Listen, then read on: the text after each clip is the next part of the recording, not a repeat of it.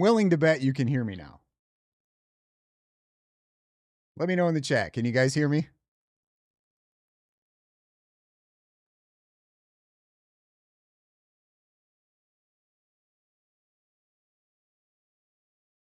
Yep. Okay. Makes sense. Makes sense. What a stupid little mistake. Stupid mistake. Cut me some slack, guys. I don't do this professionally. All right. This isn't my job. Okay. Get off my back. I'm allowed to make some mistakes from time to time. All right. Anyway, as I was saying, we are going to basically be going over this Michael Schellenberger article that dropped today and created all of this chaos and drama that we're seeing, or that some of us are seeing. I don't know if you all are like clued in on what's going on. But we're going to go over the article that he put out. We're going to compare the article that he put out to the interview that he did with Andrew Colvetts and Blake Neff. And then we're going to listen to his full audio interview with Joe Kent. I haven't listened to that interview yet. Michael Schellenberger put it behind a paywall. He also kind of put the article behind somewhat of a paywall. It was more like, hey, if you want to read this full thing, you should give me your email address and I'll let you read it for free.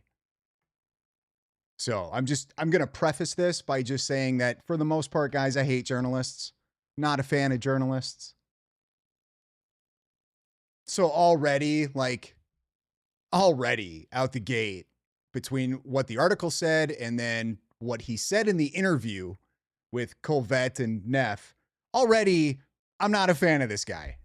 So I'm hoping like the Joe Kent interview is legit and it's not Michael Schellenberger grifting for people to pay to hear this full interview that ends up being a nothing burger. But I have my doubts. Guys. So today's gonna, if you came here thinking that I was going to just completely go with the whole Joe Kent's a traitor narrative, this and that, guys, I'm not on. I'm going to wait and see how this plays out, right? But what I want to avoid is the people that are allegedly on our side. I want to avoid spreading bullshit misinformation just because what? Because we have a bias? No, I'm sorry, guys. That's not me. That's not what I want to do. That's not what I intend to do. I want to remain as objective as possible. So, just a heads up, I might end up saying some things that you don't like. Feel free to talk about it in the comment section. Let me know. Completely open to criticism. Okay, let's pull up this article. We're going to start with the article. So here is Michael Schellenberger's article that he put out earlier. What was it? I don't even know if it was this morning, if it was just early afternoon. But he says the former director of the National Counterterrorism Center, Joe Kent, says that the FBI did not properly investigate the assassination last fall of conservative leader Charlie Kirk. The FBI was pretty forceful in saying we couldn't investigate further, he told Public. I saw no action being taken. Tyler Robinson confessed to killing Kirk in a text message and a note to his trans-identified romantic partner. His defense team may now be able to use Kent's allegations that the government is suppressing evidence and did not do a proper investigation to their advantage. Kent said he knew that he might be called as a witness before he made his statements that a foreign nexus may have been involved in Kirk's assassination. I was definitely warned of that over and over again, said Kent. If I end up having to play that role, then I'll do it. It's not something I'm seeking. When pressed that his testimony could help the Robinson defense, Kent said, then honestly, so be it. If it gets us to the truth, that's obviously the risk I'm taking. Neither of Robinson's attorneys nor the prosecuting attorney responded to requests for comment from Public. Now, if you want to read more of the article, here you gotta claim your free post, and then if you click that, oh, you gotta put your email address in, yada yada yada. Nah, nah. I just went the other route and paid for a subscription to his shit to listen to this 30-minute interview with Joe Kent. So, it is what it is. Now let's go to his interview today on the Charlie Kirk show with Andrew Colvett and Blake Neff. If I'm going too quick, guys, just tell me to slow down. I really want to get to this interview to see if, and then we're going to compare and contrast.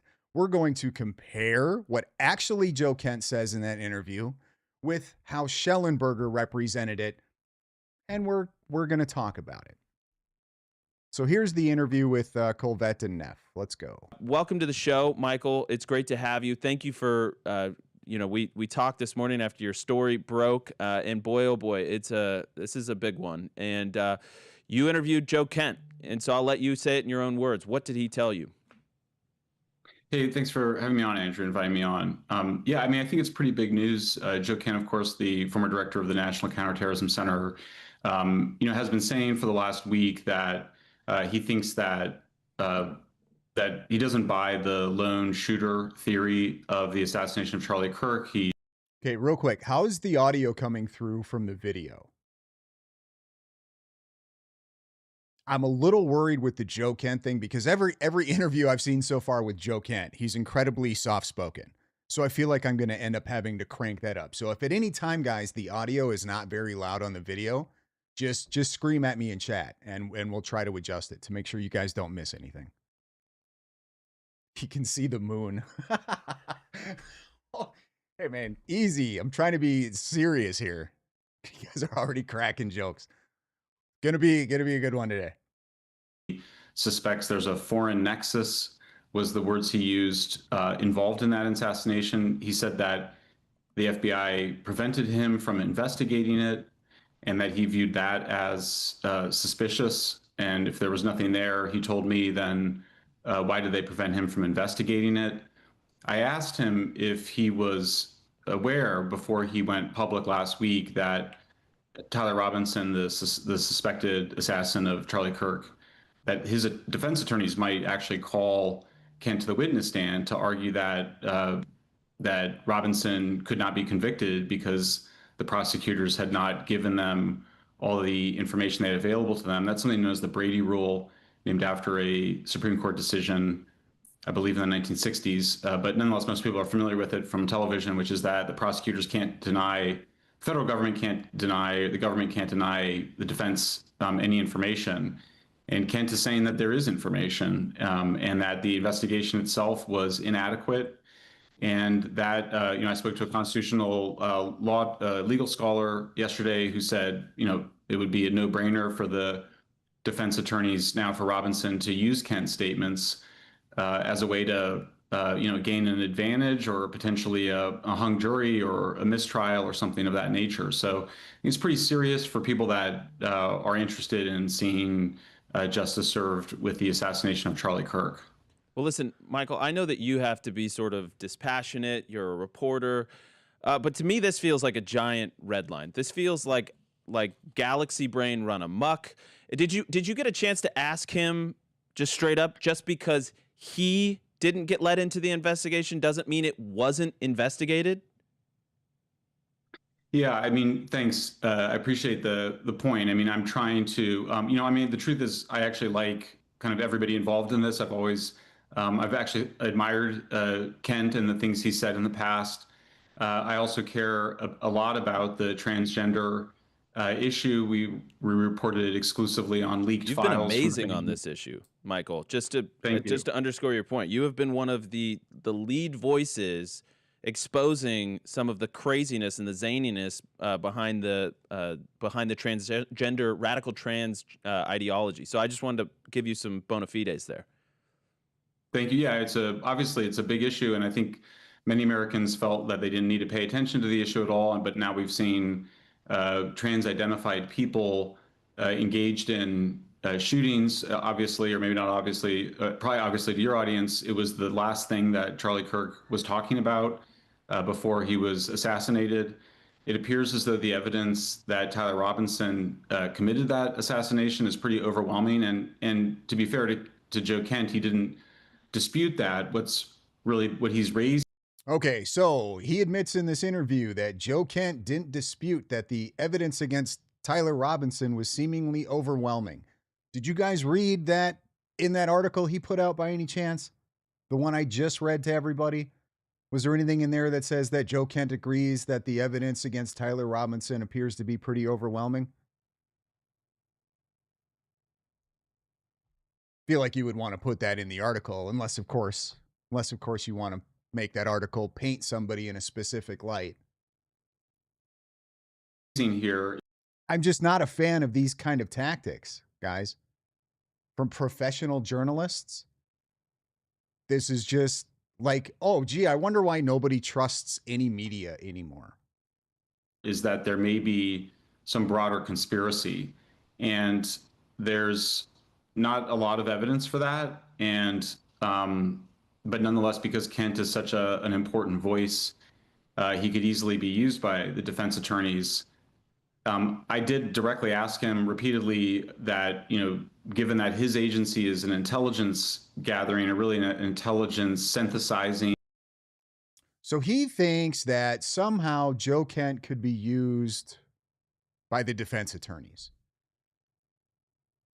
If you guys have listened to like the Megyn Kelly interview, the Mark Levin interview, the Tucker Carlson interview, Joe Kent has said he has no evidence that there is any foreign ties. He just says that he basically thinks that there are some leads that the FBI didn't investigate, that he was not allowed to pursue and investigate. How would the defense, what would they do? They're going to call Joe Kent in for Joe Kent to say, from everything I saw, they did not investigate these foreign leads. Well, I'm pretty sure the rebuttal to that from the prosecution would just to call in, I don't know, a Utah investigator, an FBI investigator, and for them to go, well, Joe Kent wouldn't know, but yes, we did. We investigated every lead we had, and there was not sufficient enough evidence to pursue anything other than what we have here. That doesn't seem like a very good, oh, gotcha defense for Tyler Robinson. I don't see how that plays out or how that makes any sense. That would like, Joe, did you see anything? No, I didn't. Joe, do you have any evidence that no, I don't. I'm just suspicious because what I saw, it didn't look like they were doing what I thought they should be doing. And then they go, well, actually, Joe, so we thought maybe you were leaking sensitive information to people that you shouldn't have been leaking it to. So we decided to not allow you into the investigation. We decided to not allow you to see the files. Oh, and by the way, yeah, we absolutely did investigate those things. And here's what we came up with. Not enough evidence to pursue any charges from anybody else. Oh, fucking nailed it, Joe. Like, I don't. Let me know your thoughts in the chat, guys. Let me know your thoughts in the chat. How the defense could use Joe Kent to somehow sway a jury by not knowing anything, that there's something else going on. I'm trying to look at this as objectively as possible. And that doesn't make any sense to me at all, that they would even waste their time with Joe Kent. Oh, he's a higher up. He's high up in intelligence, right? But doesn't know anything? What good would that do the defense?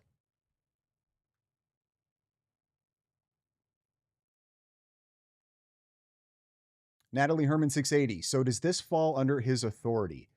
I believe because there may have been suspicion of some type of foreign involvement, whether that's a foreign country or foreigners themselves, that would be under his purview for investigation. That's what I've heard him say. I don't know that I've really heard anybody credible dispute that. But he goes on to, it's like, well, what foreign involvement evidence do you have that would lead you to think there needs to be something investigated there?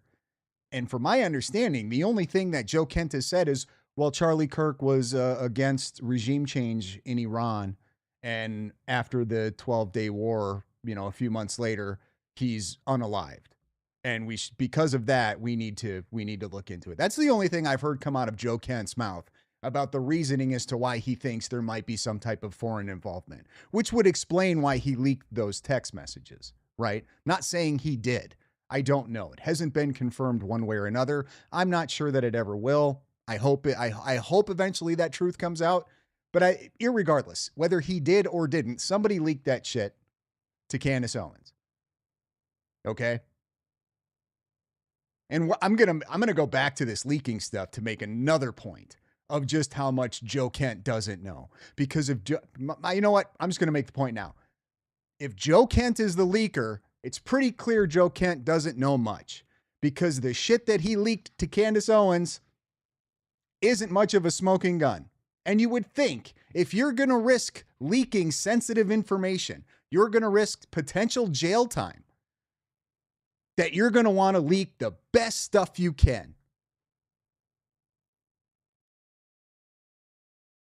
What have we gotten for leaks from Candace Owens? That's the best Joe that's the best Joe Kent could come up with, allegedly. That's what he decided to risk potential consequences for. So I don't think Joe Kent knows much. It would appear he really doesn't know shit. So they're going to bring that guy in to testify? I don't see it. But let's keep going. And coordinating agencies, part of the broader coordinating intelligence mission of the Office of the Director of National Intelligence. He didn't have the authorities to do a law enforcement investigation. It was FBI investigation. And, didn't he sort of need to trust that his colleagues at the FBI and elsewhere, and also with the Utah police, law enforcement, at some point, you can pass along a tip or an idea, but don't you at some point have to sort of trust, unless you have other evidence, and I asked him if he had other evidence, of some sort of corruption or conspiracy, and he said he didn't.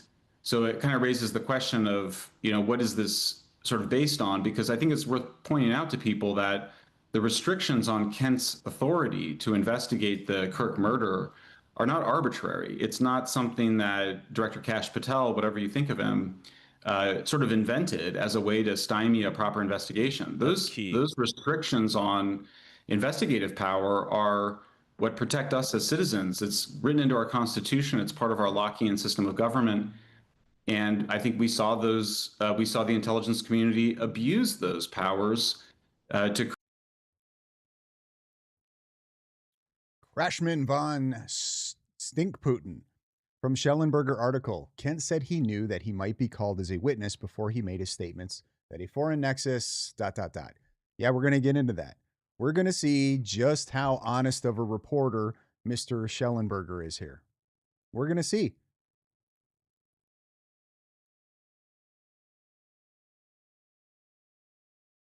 Crashman von Stinkputin. How did Kent come to believe he'd be called? I don't know that Kent came to believe that he'd be called. I think this reporter led him in that direction to talk about that. And we're going to find out in his interview, in his full audio interview that he stuck behind a paywall, that he put behind this stupid article that makes it sound like Joe Kent told him straight up that here's my plan. I want to go and testify on the defense of Tyler Robinson. It's kind of the way he framed that article.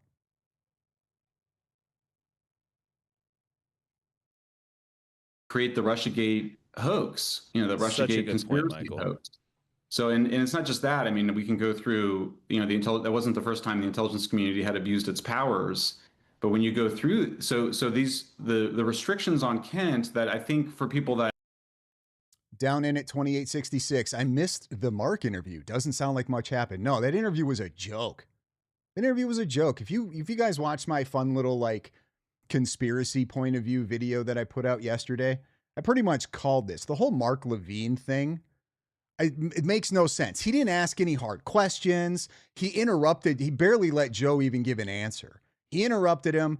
It's gross. It's like propaganda on both sides. We've got Joe Kent pushing this whatever he's pushing, right? And then we've got Mark Levin push. Like, you're going to do Mark Levin, really? Like, of all the, find somebody who's honest and has some damn integrity and who's objective and who's really going to try to get to the truth. That Mark Levin interview was a joke. I can't stand any of these people, any of them. They all have some fucking agenda. How about just truth? Can we just get to the fucking truth? I don't give a shit about your bias, pushing your bias. Like, come the fuck. I just want to know what the hell is going on. Maybe haven't thought about it a lot, or haven't, that aren't familiar with the intricacies of why these laws exist. I think it's important context. Like, these laws are not there to prevent a thorough investigation or to cover up things, and it certainly wasn't a subjective determination by the FBI. Did you, Cloudy PDX, Kent avoided answering the questions he had. Kent was the joke. I feel like I'm in some weird fucking alternate universe here, and I'm defending Joe Kent, which I'm not trying to do. I'm just trying to be objective. But if you listen to that interview and that was your takeaway, I don't know how you came to that. Kent couldn't answer the question because Mark kept interrupting him. I don't know how many times Mark Levin cut him off. And then he would use this whole like, oh, hold on, Joe. I'm deaf. Can you please speak up a little bit? As Joe, like, shut the fuck up, Mark. I want to hear what Joe's saying. He did that the entire interview. I don't know how you came away with Kent couldn't answer the questions. And I wanted to hear Kent's answers. Like, if you're going to set up an interview with Joe Kent, be strategic about it. Plan ahead. Try to get him in a gotcha. You don't do that by interrupting him and not letting him talk. Director. If Joe Kent is a liar, guys, it shouldn't be this difficult to give an interview and catch him in some shit. It shouldn't be that hard. Really shouldn't. It's written into laws, and those laws are there, first and foremost to protect us, obviously, but obviously part of the process of protecting innocent civilians is also to make sure that you get the guilty party and you don't go off and engage in activities that would potentially entrap innocent people. So two questions for you, Michael. So first of all, I just want to really harp on this point. Did he present a single example of evidence against Tyler Robinson that he believes may have been flawed or mistaken on one end? And on the other end, did he give you a single concrete example of evidence in the case that he believes specifically that went uninvestigated by the FBI or by any other law? Mr. B, Levin didn't glaze Kent like Megan did. No, he wasn't going to. Mark Levin was what's the word I'm looking for? Exactly how you would think that interview would have gone. He was on the attack from the jump. Which I don't want to hear that shit. I want to hear somebody challenge Joe Kent. I don't want to hear them be fuck it. There's a word for this, all right? And I just can't think of it. But I don't want combative. I don't want somebody to be combative. I want you to challenge Joe Kent. And I want you to ask more questions than, did you leak to Candace Owens? What do you know about Fort Huachuca? Is there any relevancy to that? What do you know about the Egyptian planes? Is there any relevancy to that? Is there anything Candace Owens is saying that you think is truthful, Joe Kent? I don't care if you leaked anything or not. I'm not going to talk about it because you're going to deny it. Is what it is. But are you familiar with the things that Candace Owens has been saying? Are you familiar with the attacks that she's been doing to Erica Kirk? Do you believe those to be founded? Are those justified? What is your opinion on that? Did Mark Levin ask any of those questions?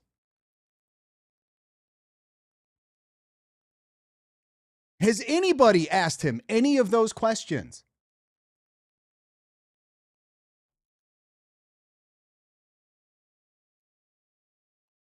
Not looking for a fucking combative interview with Joe Kent. I'm looking for somebody to challenge him. Enforcement?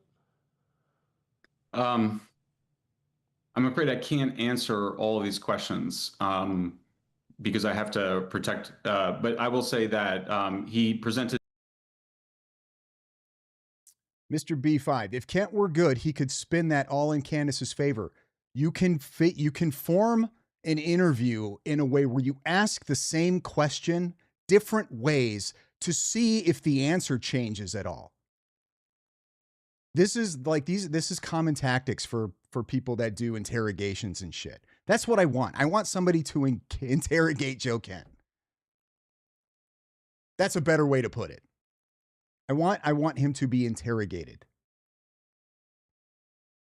in an intelligent manner to see if he's being forthright and honest about everything that he's saying. If you just get somebody on to ask Joe Kent a question, and in the middle of his answer, you cut him off and start screaming at him, like, okay, this is entertainment, maybe, I guess, but it doesn't help anything. Endless Summer Rose. Andrew, that would be incredible. That would be amazing. Never going to happen. But yes, that would be an example of how I would want somebody to conduct an interview with Joe Kent. Nothing on the record and hasn't presented anything on the record. Okay. So I want to... I would love to follow up on that, but I have a feeling that we're gonna. Yeah, there's nothing you could say. Yeah. I mean, here's the problem though. So he's now essentially said that he's willing to go testify, ostensibly on behalf of the defense, on Tyler Robinson's defense. I've heard him say in other interviews that, you know, he said, I'm sure there's a slam dunk case against Tyler Robinson. I'm not saying it wasn't him, but now it seems like almost he's moved on from that point. Did you ascertain his internal sense of the guilt of Tyler Robinson or not? Well, this is let's get into this part because this is extremely important and important to understand. And I posted all of the on the record portions of our interview. I posted. And also was very careful to make sure that the stuff that was posted was on the record after the fact, confirmed it with Kent earlier today before publishing. So everything that's in that recording, it's over 30 minutes. I think he also said that he thought that there was a strong case against Robinson, and I don't think he's changed that view. I'm not, well, I should put it this way. I don't think anybody in the media had yet asked him directly. And so the defense brings Joe Kent in to testify in Robinson's favor. Even though Joe Kent absolutely believes that Robinson did it, just may not have done it alone. It's basically where he's at. That's where a lot of people are at. Whether you consider it to be a trans-Tifa connection, whether you consider it to be a foreign agency connection, almost everybody's at, I'm not sure that Tyler Robinson acted alone here. And there seems to be some stuff that would suggest outside influence. So they're going to bring Joe Kent in to testify in defense of Tyler Robinson. I would assume the prosecuting attorney would say, hey, you went on and made multiple statements that you believe that Tyler Robinson is the one who pulled the trigger. Joe Kent's going to go, yeah. Oh, slam dunk defense there. Nailed it. And kind of consistently, if he was aware that his allegations could be used by Robinson's defense team to argue that Robinson was potentially a victim of a wider conspiracy. And Kent said that he was aware of that before going public. The Brady rule is not an obscure rule. I mean, everybody knows that. Right. The defense attorneys are going to need to know everything that went into some investigation, any government investigation. That's a really important civil liberties protection. And similarly, it's a protection. It's a protection of the innocent. It's a strong protection of defendants that people may be very convinced are already guilty, but it's also there to make sure that that you're not, like we've been talking about, abusing those authorities. But he said he was aware of that. He said he wasn't volunteering to testify, but he said he was aware that he might be asked to investigate. And like I said, I think if I'd be shocked if Robinson's attorneys don't use this. Well, of course. Yeah, this is the obvious result of this, is that he's doing this PR tour. And that's what infuriates me, is he's like endlessly, he's like someone who's vague posting on Facebook where he's like, ooh, there's things I might know. People should know I might, but I can't tell you what those but are. I can't go on the record with this reporter that I'm talking to. I can't, like, MTX 485. Basically, Robinson could go free on a technicality because of Kent. I don't think so. I don't know what the technicality would be. And there have been a few defense attorneys that have shared their opinion on X that say this, basically are saying what I'm saying. What would be the technicality? Because of the Brady rule. The Brady rule just states that the prosecution essentially, I believe, can't withhold any information that may potentially make their client look innocent, or that may potentially make the accused look innocent.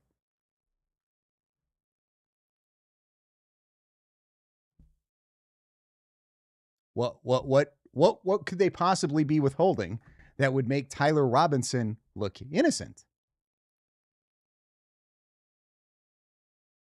Having outside influence, or there being more people potentially involved, doesn't make Tyler Robinson look innocent.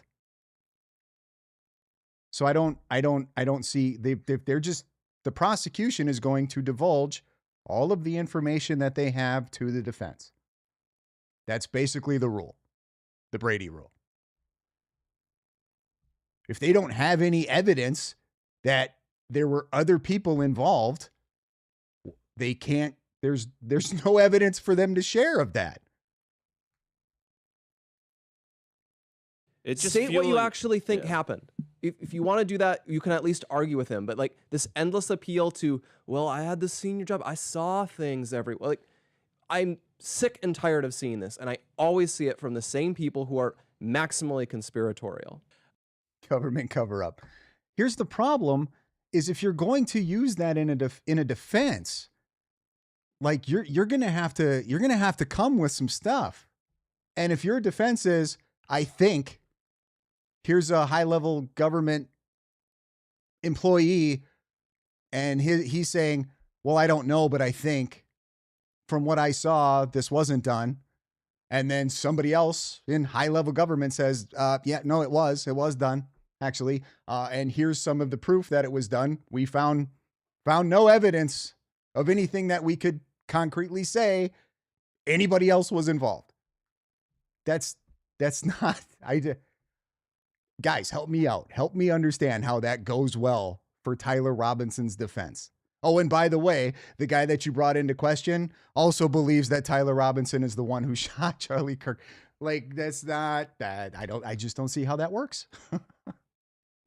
Here's what I want everybody to know. Shortly after Tyler Robinson's arrest, the prosecutors released a probable cause affidavit detailing the evidence gathered immediately after Charlie's assassination.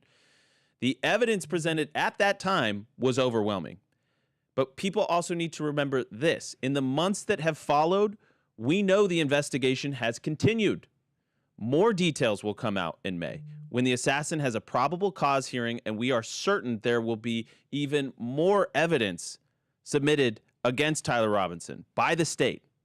And that's so the frustration here, Michael, is that we have this vacuum, this void that's been created where the investigation is kind of still ongoing. They're still gathering it, getting it presentable for this May probable cause hearing, but the internet never stops. And Joe Kent resigned when he did, and now he's doing this PR tour. And it really does, and I want to get this through the audience's head, this really does have a potential to not only taint a jury pool, but to undermine. And I just want to point out, too, that at this point of the show today, Blake Neff or Andrew Colvett had not heard that entire interview that Schellenberger did with Joe Kent. Blake Neff even references to a point like, oh, he's got the whole thing behind a paywall. I'm probably going to have to pay for this and listen to it later. Something along those lines. So even they were not aware of what the actual interview was and what Joe Kent actually said and the context in which he said it. We're going to find out. The very prosecution of Tyler Robinson, who I am 100% convinced pulled the trigger and killed Charlie Kirk. Could you just speak to that? Yeah, sure. I mean, I think, the first thing that's just worth acknowledging is that, the American people, all of us have seen, real world conspiracies exposed. And I mean, by conspiracies, illegal secret activity by the government. Russiagate collusion hoax is the most famous. We uncovered a censorship industrial complex whereby government officials working with, intelligence community officials or recently departed intelligence community officials pressured social media companies to engage in mass censorship. We saw a cover up of the science of COVID's origins, almost certainly in a laboratory in China. So I think Americans are, and that's not even to get into, other spectacular potential conspiracies like JFK or UAP. We've been on all of that stuff as well, Michael. The conspiracy theorists have been proven right about a lot, but that was before you had people that Charlie helped get in these positions in the first place, as part of the investigative arm. Anyways, I'm sorry, I cut you off. Please. Well, no. So I mean, I think that's just important context. That my opponent, my critics they accuse me of being an irresponsible conspiracy theorist. So, but I also just think it's important, obviously that you have evidence to allege potential, really strong evidence especially behind really strong allegations like this one. And I think a lot of times right now, because the social media and podcasting is so powerful that I think, it's fun, it's entertaining. Everybody loves a good conspiracy theory. And I think that's, I think actually some amount of speculation is necessary. I think you should asking even outrageous questions is totally appropriate. I think though that there are consequences potentially if that starts to affect things like juries, and it starts to, I think the point is that we want to have trust in our institutions. It's not that we want to be in a state of permanent distrust. We need to have, that's why you need a regular changes of government to have, clean house. I have seen no evidence that anybody in this administration would do anything. I mean, this is an administration that's absolutely passionate about Charlie Kirk. I think everybody knows that the reaction from the Trump administration, the White House, all the federal agencies was of just shock and horror and outrage. So I just don't see how any broader conspiracy could be either carried out or covered up in the ways that I think Joe Ken is suggesting here. And so Endless Summer Rose, stupid questions are not exactly appropriate. These people are never satisfied. I'm okay with stupid questions. I'm okay with crazy questions. It's when you form those questions into allegations that it becomes a bit of a problem for me. If there's just really not, there's just not anything here that would suggest that there's a cover up going on that I'm seeing, or that anybody else was involved than Tyler Robinson. And I think Ken at one point or a couple of points maybe in the interview sort of agreed that you don't need anybody else. I mean, Tyler Robinson, it appears from the evidence that's been released so far, there's ample motive and a lot of evidence that he did it. So I just don't see the need to add something else to it. And again, you would think, well, maybe it's just for fun and, podcasting entertainment. But in this case, I think the consequences could be quite serious. Yeah. And that's what I think we're all terrified of. So here's a little thought exercise, guys. Are you ready for this? So we're worried about maybe tainting a jury pool, right? It's kind of the argument here because Joe Kent is coming out and saying some things. Perhaps let's just go with the angle that Joe Kent is telling the truth about the fact that he's aware of some things that he believes should really be investigated and were not. Let's say he's telling the truth. What's your guys' opinion on that? Should they not be investigated? Let's be objective here. Okay? Just play this game with me. If Joe Kent is being honest, and there are some things that have not been investigated, and it looked like they weren't showing any interest in investigating these things, so much so to the point that when he voiced his opinion, they blocked him. How do you guys feel about that? I'm seriously concerned of falling into some type of confirmation bias here, to where because Joe Kent seems to be in cahoots with Candace Owens, that what he's saying is invalid. Not saying it is or isn't valid, I don't know. But if what he's saying is true, isn't that a bit of a problem?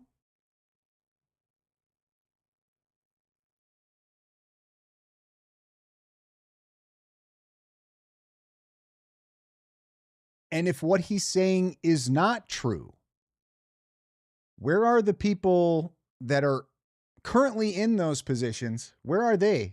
How come they're not coming out and disputing it? The only one that I can tell that's really disputed it was, I think, was Dan Bongino, right? And unfortunately, because of everything that happened with the whole Epstein stuff, Dan Bongino's credibility is shot to a really large portion of the quote unquote right.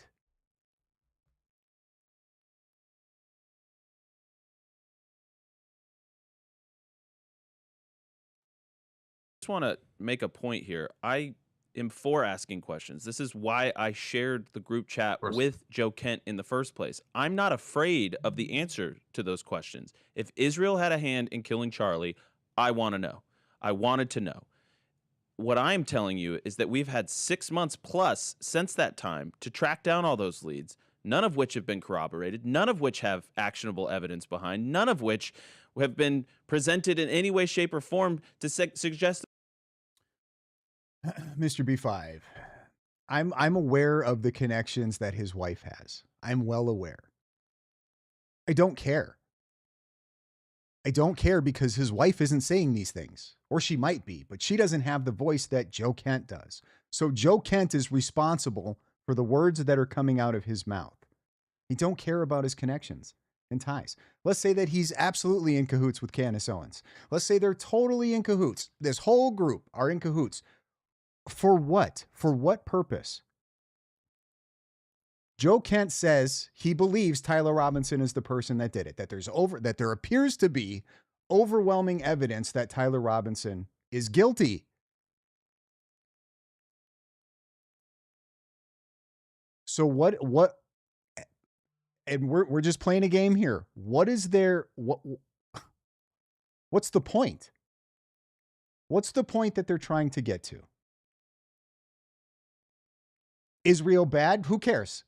Who cares? They're all saying Israel bad. Joe Kent's going to go this far just to make that point?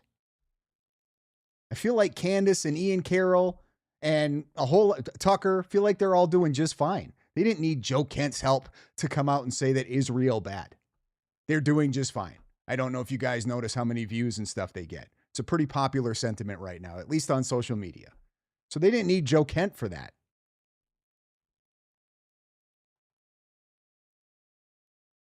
Was Candace Owens having a credibility problem? Who was Candace Owens having a credibility problem to? Us? You think Joe Kent is going to flip us? Who's going to come out right now that would flip us and make us think Candace is absolutely 100% over the target? Yeah, probably nobody. If Trump came out right now and said that Candace Owens appears to be absolutely correct, I would instantly have a problem with Trump.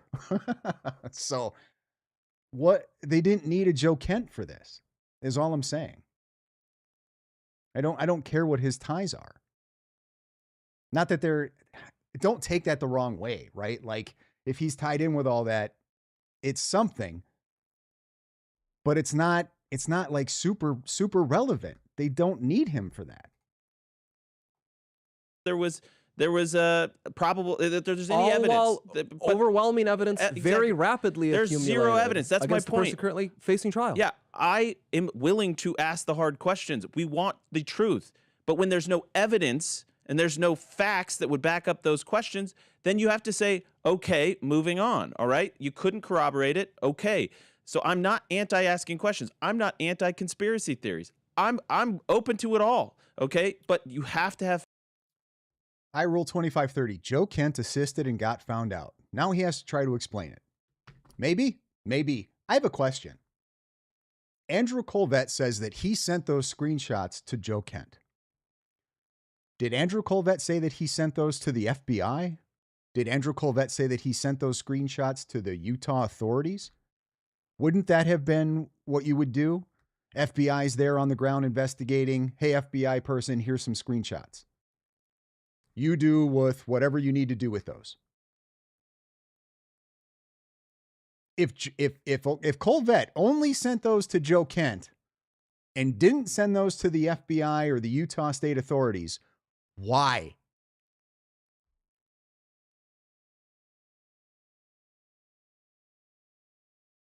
The only assumption that I can make from that is that even if somebody told him, right? Even if somebody at TPUSA, I've seen theories like maybe Jack Posobiec is the one that told him that he should trust Kent and send that to Kent, or whoever. Even if that's the case, why wouldn't he have still turned that over to the FBI and to the Utah state authorities?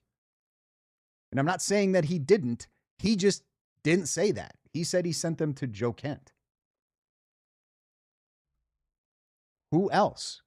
If he sent it to more than just Joe Kent, I feel like he needs to be fairly specific about that, because then it could be somebody else that leaked it to Candace.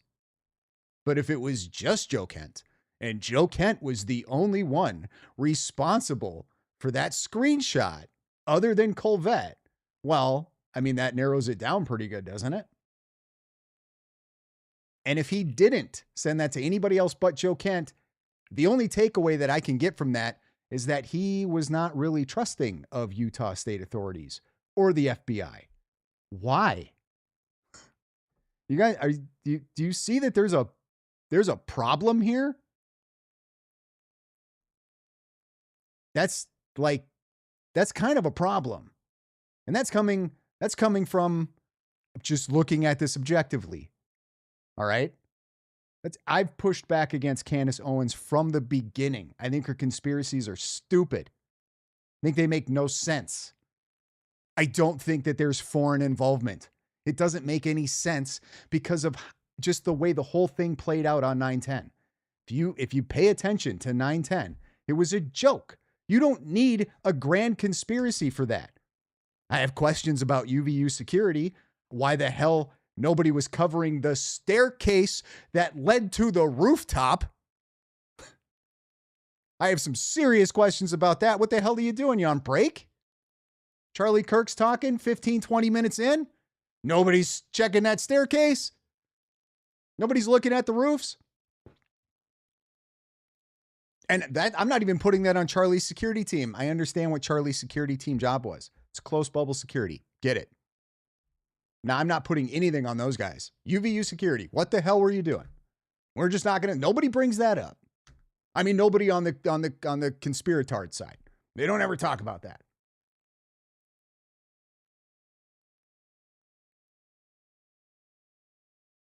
Like there are issues here, but nothing on 9/10. It was a bad shot. A bad shot. You see him run off the roof. We have the photos of him going to the roof.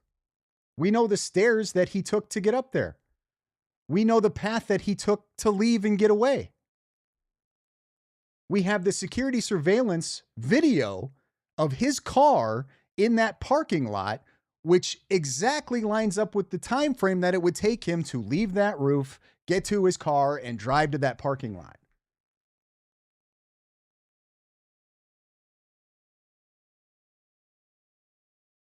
So even somebody like me, who's pretty convinced, I'm almost convinced that Tyler Robinson might have done this all by himself.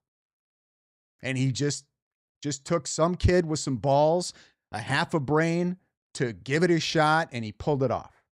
He didn't get away. It's like, oh, he did all that and was able to escape. He didn't escape. His parents turned him in. It did not work out. I mean, it did, but it didn't work out for Robinson. All right. I mean, he got the job done, but he got caught. So it wasn't like a huge, I don't want to say this, that sounds bad, but you know what I'm getting at. So even somebody like me who's looking at this going, this is dumb. This makes no sense to have any type of foreign influence involved here or any type of high level government conspiracy. Makes no sense. Even I'm looking at stuff like this and going, what the hell is going on? What the hell is going on? Colvette Joe Kent's the only one he sent it to. Why?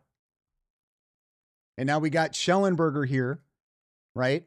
Putting an interview with Kent behind a paywall while putting an article out and doing this interview to try to frame it in a way that, I mean, it does make Joe Kent not look good.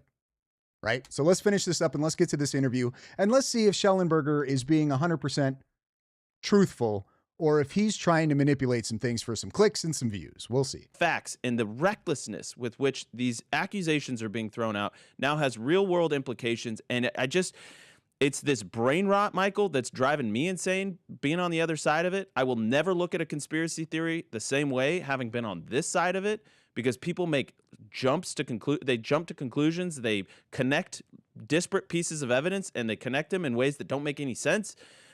So anyways, I guess final minute to you, Michael. Where does this leave us, and what do you expect to happen next? Yeah, I mean, for me, I've been worked on this for now a couple of days, and really it's been heavy focus on it. I kind of walk away just reminded that these restrictions on what intelligence agencies can do are really good and important, and we wouldn't want to reduce those protections. Penny Copeland, we can see a person, not him, can't see driver, and why is there 5 DNA on the gun? Well, the gun belonged to his grandpa before, right? You think Tyler Robinson was the only one who has handled that firearm in his family? You think Tyler Robinson thought ahead to be like, you know what, I'm going to wipe everybody else's prints and DNA off of this gun really well. Tyler was trying to get away with it. He wasn't trying to get caught.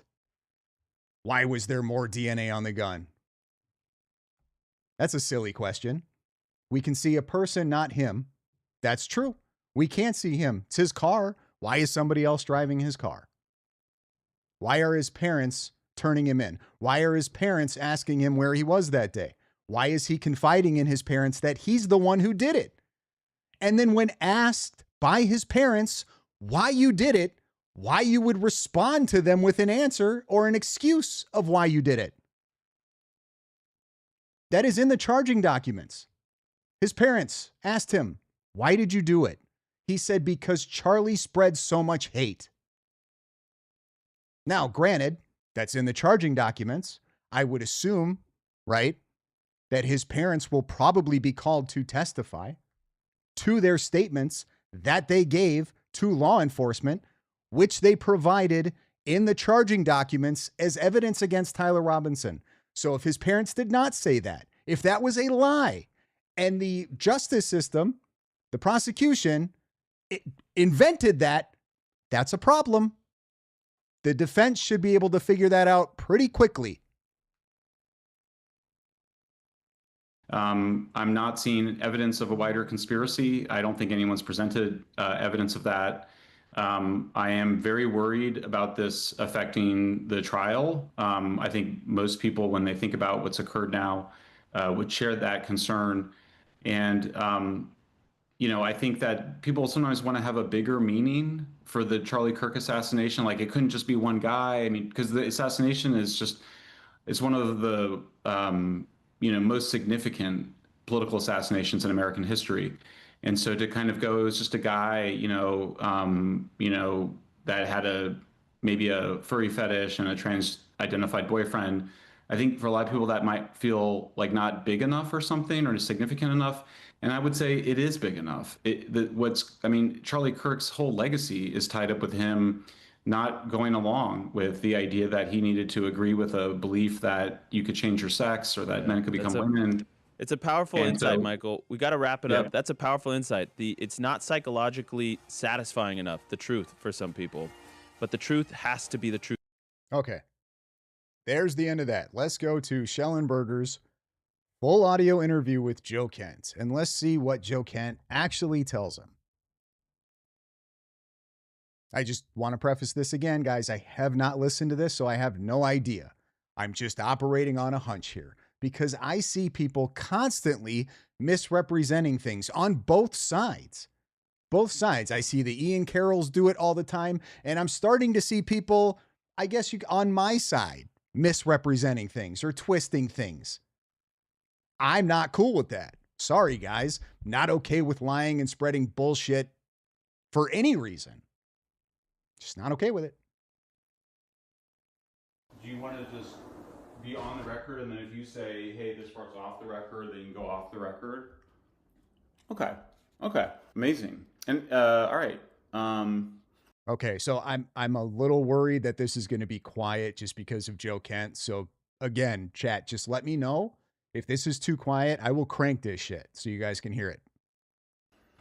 So, I mean, the first is just, do you think that the FBI's leak investigation into you was weaponized to silence your, what you were saying? Or was it retaliation? Was it before you wrote your note and left? It wasn't before I wrote my note and left. Up until the time I told the vice president and the president that I was done, I had full access. I was fully the director.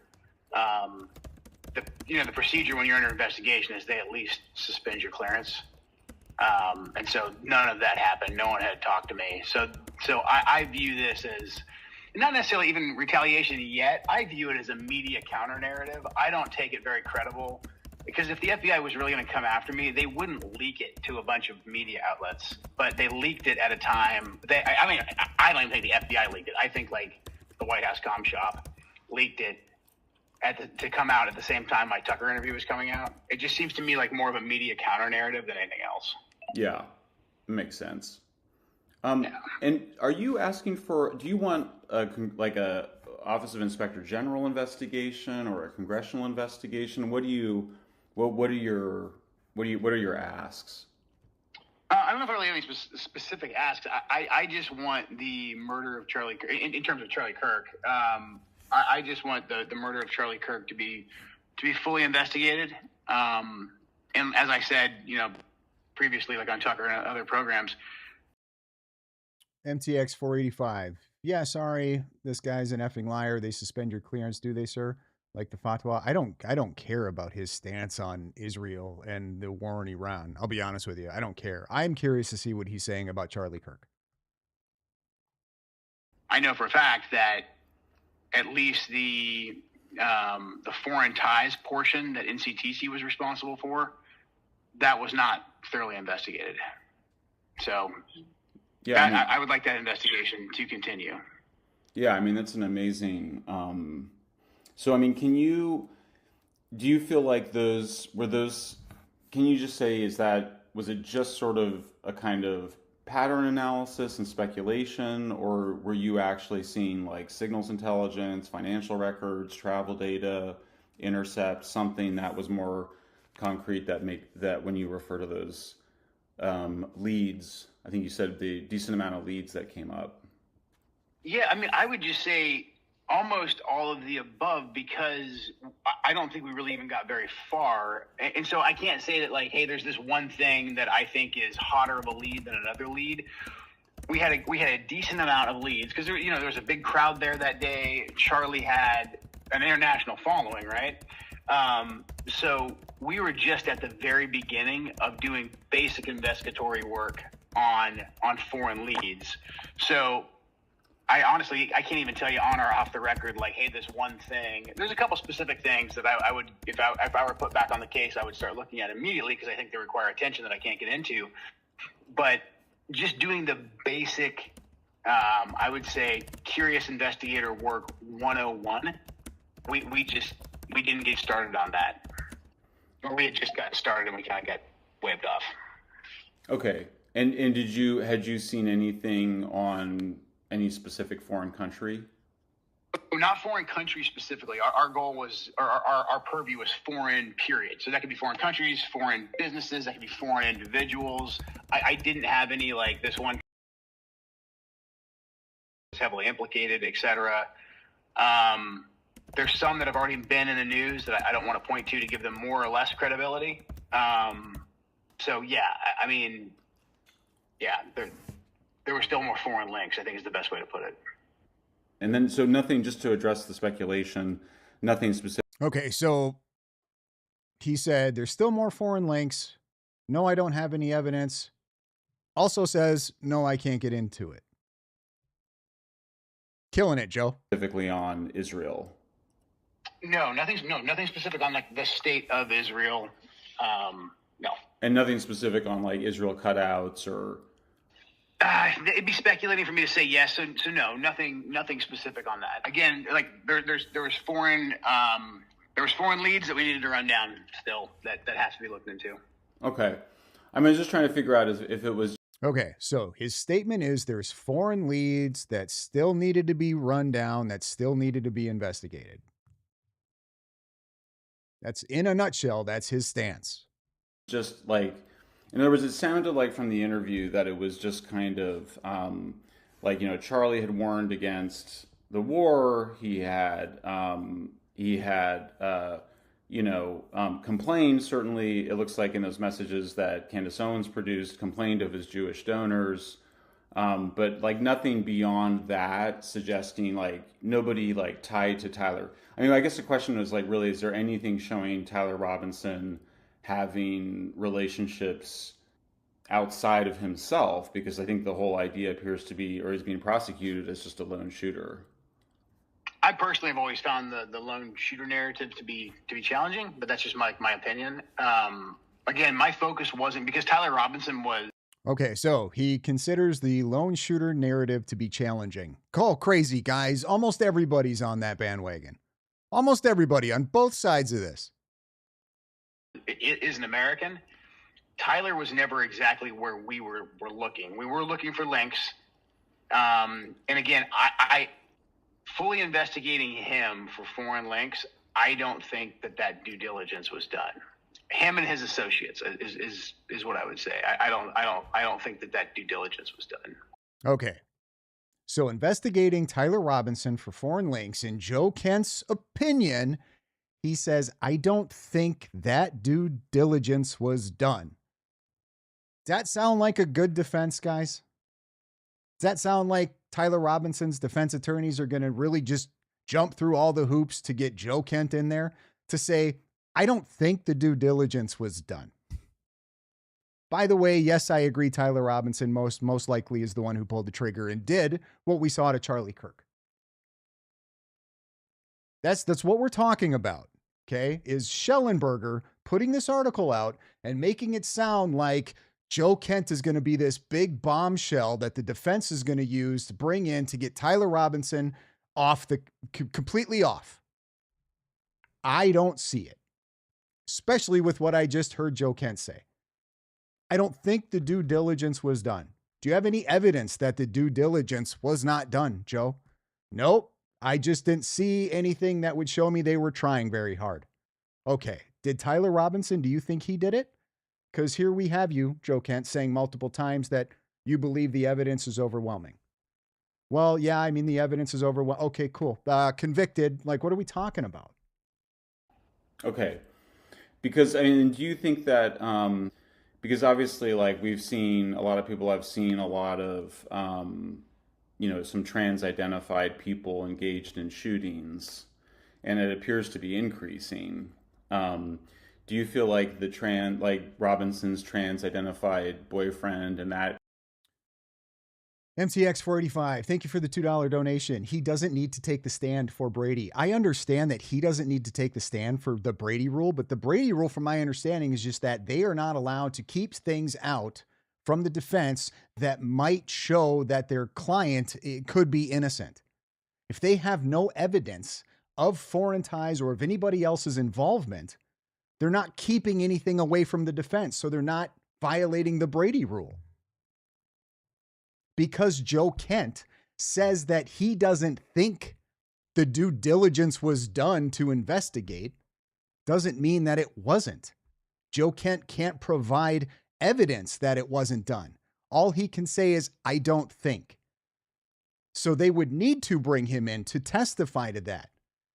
And I'm saying they should be able to refute that pretty easily by just having somebody else come in and go, no, actually, yeah, it was done. We did do it. And we found no evidence linking anybody else to the crime. Oh, and by the way, this guy that you're bringing in to create doubt also believes that Tyler Robinson is the one who did it. I don't see how that's a good defense strategy for Tyler Robinson. And I don't see how they would have a Brady rule violation if they can't show that there is evidence that there are foreign links or potential foreign links. That's all I'm saying. Motivation is sort of insufficient. I guess the question people would have is just, do you need any foreign other motivation? Isn't his relationship with his trans-identified boyfriend and sort of his left-wing politics, wouldn't that be sufficient? It would be, but my job, like, I'm not a law enforcement investigator, so looking for motive of Tyler Robinson, whatever, that was never in my purview. I never had, that was never anything we spent a lot of time on. But again, like, thoroughly. MTX 485, I sent a thread earlier explaining it could work. Thank you for the $2 donation. I do appreciate it. And I'm like, I hope you're not taking this personal. Like, I'm not attacking you. I'm not saying your opinions are stupid or anything. That's not what I'm doing. I'm listening to what you're saying. I'm processing it, and I'm trying to understand and make it make sense. And I just don't see it. And I'm curious to see what Joe Kent thinks when he's asked the question if he'll testify. Really combing through any and all foreign links that Robinson, people in his inner circle, his family, and then more broadly, the people that were there at UVU, in vicinity of UVU, that was because of Charlie's profile. That was our purview, and that's the part where I'm saying that we have not done our due diligence. And meaning the counterterrorism center hasn't done its due diligence, or are you saying that FBI did not do its, or FBI and local law enforcement didn't do its due diligence? Authority is, I can tell you that the NCTC, we found leads were brought to us, and we were not allowed to fully investigate them. We were stopped by the FBI and the DOJ from fully investigating those leads. Their logic, the FBI and DOJ's logic, was that we're handing all this over to the Utah State Police. And I think the Utah State Police are probably very competent at what they do in terms of, like, can they get the fingerprints from the rifle off of, Tyler Robinson, et cetera. But I don't think they have the tools to run down all of the different, foreign aspects and probably even national as well. Just, again, Charlie Kirk wasn't just some guy who got shot, in Utah, obviously. Like, considering his stature, I think there was a lot more investigative tools that needed to be brought to the table. And there was a rush once Robinson was in custody and once the rifle was found with his prints, just to say, we've got a nice tight case here, pencils down, no one do any more work, we're done. Even when there was still leads. And the only thing I can speak to with any authority is the foreign ties. But then there's the obvious ones too, of, like, there was people with pre-knowledge that were posting online. And it doesn't appear that those leads were even looked at. So that's where I think that there is a major issue. Yeah, that's Schellenberger typing while he's doing this interview, because he's doing this he's recording this interview to publish the article. So he's taking, I don't know why he would be typing while the interview's going on when he could just wait, not do that annoying shit while you're recording, and then re-listen to the interview and take your notes. But whatever. I guess he has his own process. But but for example, I guess the question is, do you know that they did not look at those leads? In other words, do you have evidence that FBI did not look at those leads, or is it just because they're saying that New York Post law enforcement person, which is the only thing I've seen so far, the source who said that you didn't have the authority to look into it, I mean, they would, I guess, say, and I haven't asked them this, so I'm speculating, but I would suspect they would say something like, look, like, we did look into all that stuff, and we didn't find anything in that Director Kent just didn't know because he wasn't part of the investigation. Yeah, I'm sure they'll say that. I'm sure they'll say that. That's. I just disagree because I think they're without being. Are you fucking kidding me, guys? Well, what if they just say that that we did investigate this stuff and you just weren't part of it? Yeah, I'm sure they'll say it. I just disagree. Come on. They're not going to call that in for a defense. They're not even going to use this. Yeah, I'm sure that's what they'll say. They'll say that I didn't know and that they did it anyway. I just disagree. Incredibly specific, and maybe I can give you some more off the record. But without being very specific, I just know there was things that were not looked into. From the attention that this investigation got at the most senior levels, we were blocked. I mean, there was that New York Times article that said that we had, some sort of a dramatic blow up. The FBI was pretty forceful in, saying that we couldn't investigate further, and I just saw no action being taken. Obviously they're going to come back and say, like, no, we investigated everything and there's nothing there. If I were to sit down with them and give them specifics of things that should have been looked at, I am very confident they would not be able to show to me that they ran down those specifics. Right, I gotcha. And so that this gets to sort of the issue I was asking about, which is sort of like, I mean, it seems like the defense attorneys would be, crazy not to file a brief saying, accusing the prosecutors of having violated what's called the Brady Rule, which you probably know is this thing that requires prosecutors to turn over all evidence that might prove a defendant's innocence. And so if you're basically saying very clearly that there was a decent amount of leads regarding a foreign nexus, and that, they could also argue that the police and the prosecutors had tunnel vision. I mean, do you worry at all that your statements might jeopardize the prosecution of Robinson? Or maybe that's what I was asking. Like, have you considered that, and maybe is that part of what you're asking for in terms of a proper investigation? Yeah, I am not worried about the Robinson trial, because here's what I've been told by the FBI basically since they got Robinson in handcuffs and got fingerprints on his gun, was that this is a slam dunk case. We got our guy. So if they have that level of confidence and they are the Did he put that in the article? Did he put in the article that Joe Kent says he's not worried about the Tyler Robinson trial because everything he's been told by the FBI is that this is a slam dunk case against Tyler Robinson? Was that in the article, Schellenberger? Did you put that in? Was that in the interview that you did with Colvette and Blake Neff? That's a pretty big statement from Joe Kent, especially considering that side is trying to use him to prove that Tyler Robinson isn't the one that did this and that there's some grand conspiracy to take out Charlie Kirk. That's a pretty big thing to say from Joe Kent, to just leave that out and not talk about that. Make me go behind a paywall to hear Joe Kent say that. Experts in gathering evidence and presenting it to prosecutors and getting convictions. I'm going to go with them on that. So if the case against Robinson is airtight, and it sounds like it is, right? I mean, like, the kid basically, it's debatable if he confessed or not. I understand that. His fingerprints are on the gun, and he was there, and he turned himself in. So that's literally the formula that has been explained to me over and over again by very experienced people at the FBI.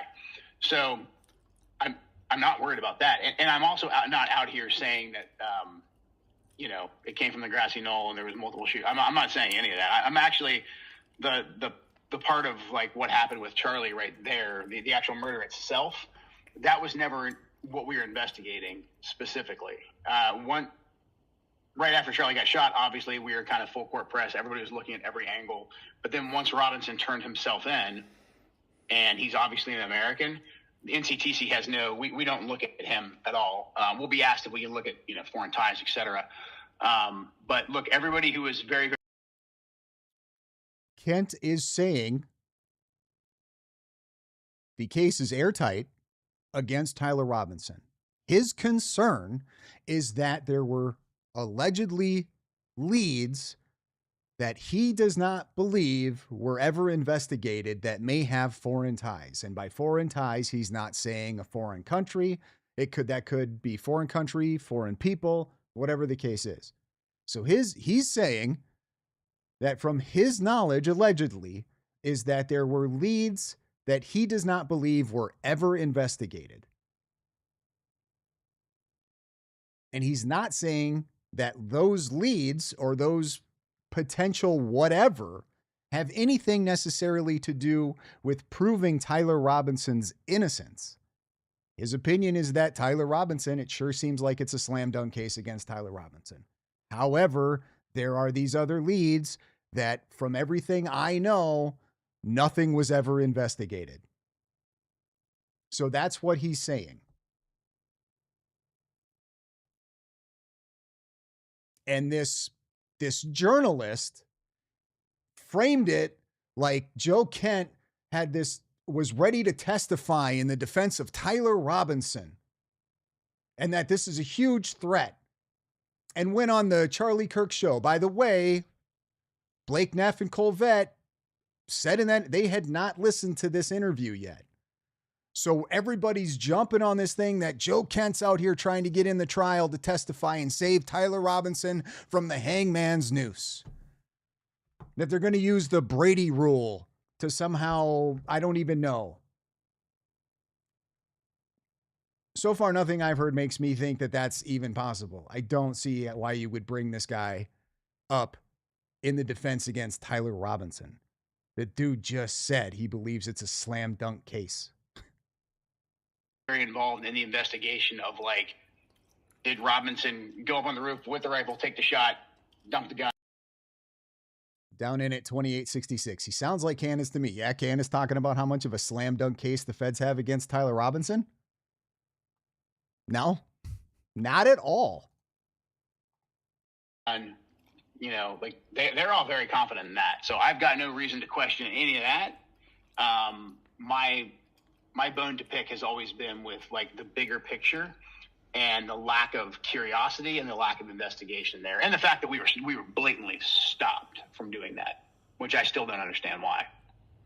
Well, right, but I mean, it seems like, but that just means that Robinson's attorneys could now argue to a jury that Robinson is like a patsy or a scapegoat or a pawn in some larger government covered up conspiracy, and they can cite the former director of the NCTC for having suggested that.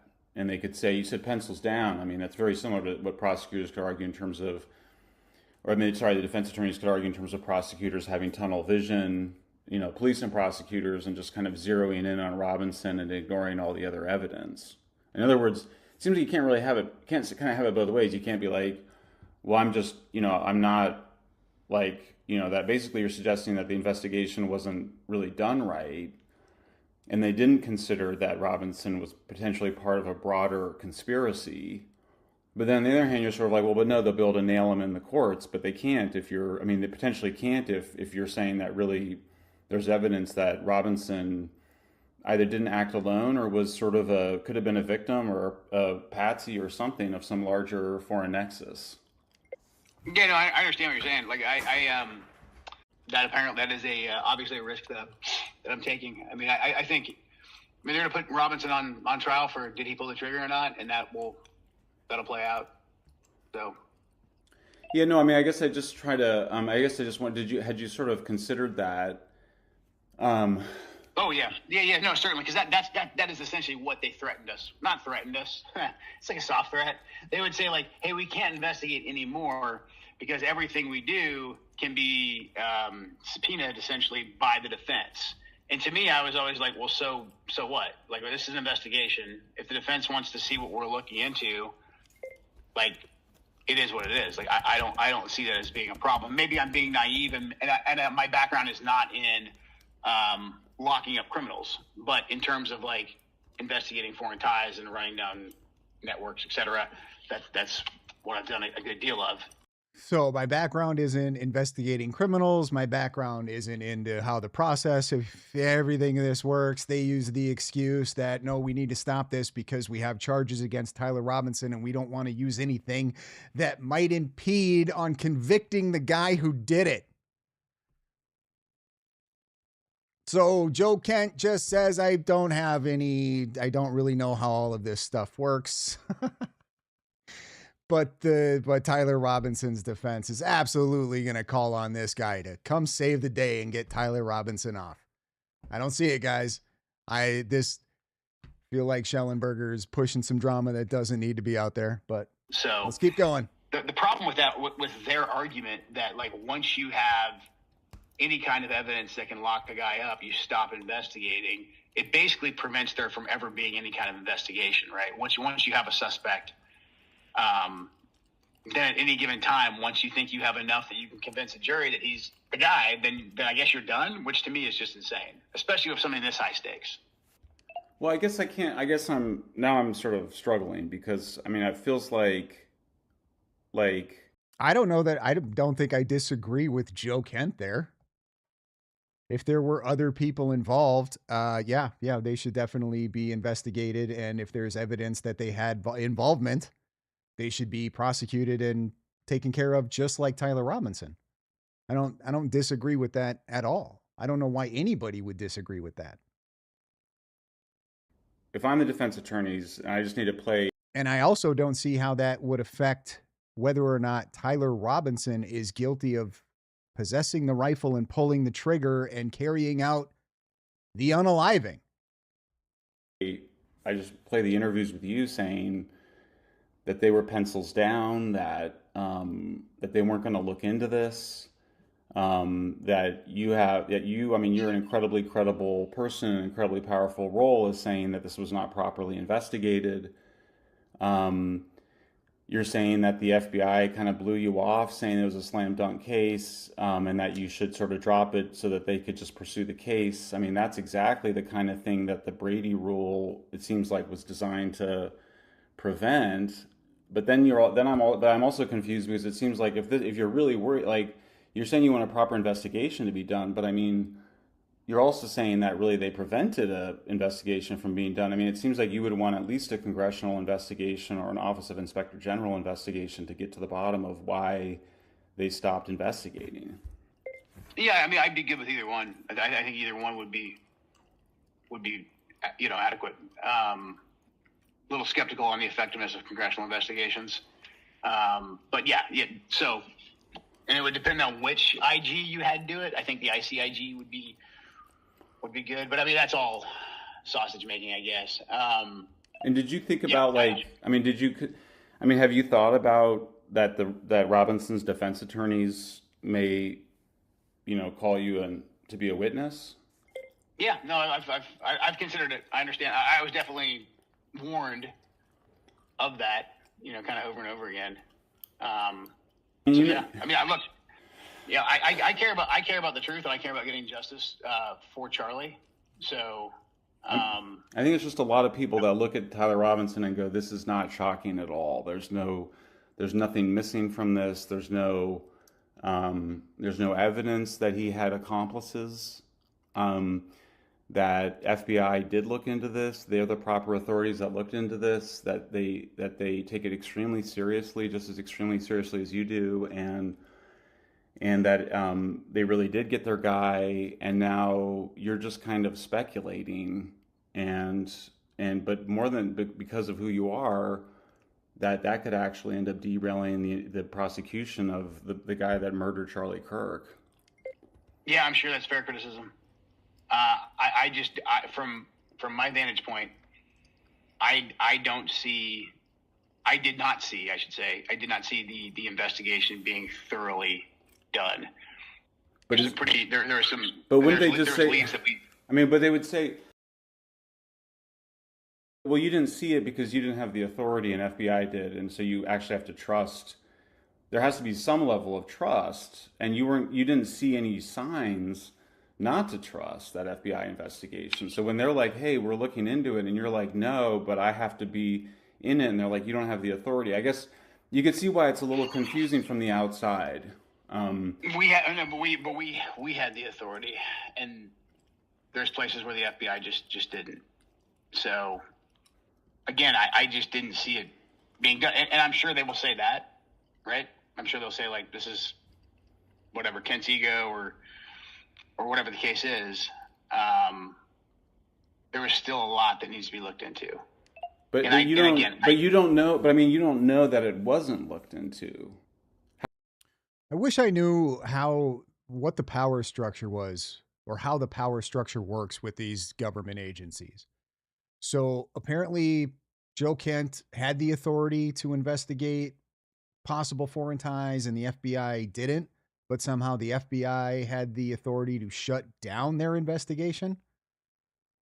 I wish I knew so I could call bullshit on whether or not Joe is being honest there, but I don't.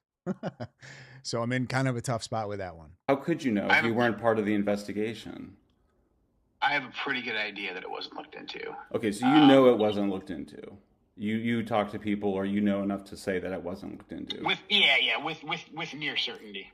With near certainty. Okay, so with near certainty, making claims, I have a pretty good idea.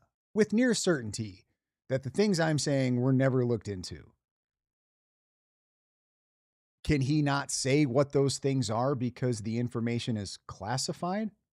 If Joe Kent's a leaker, I don't know why he's all of a sudden having a problem with leaking information.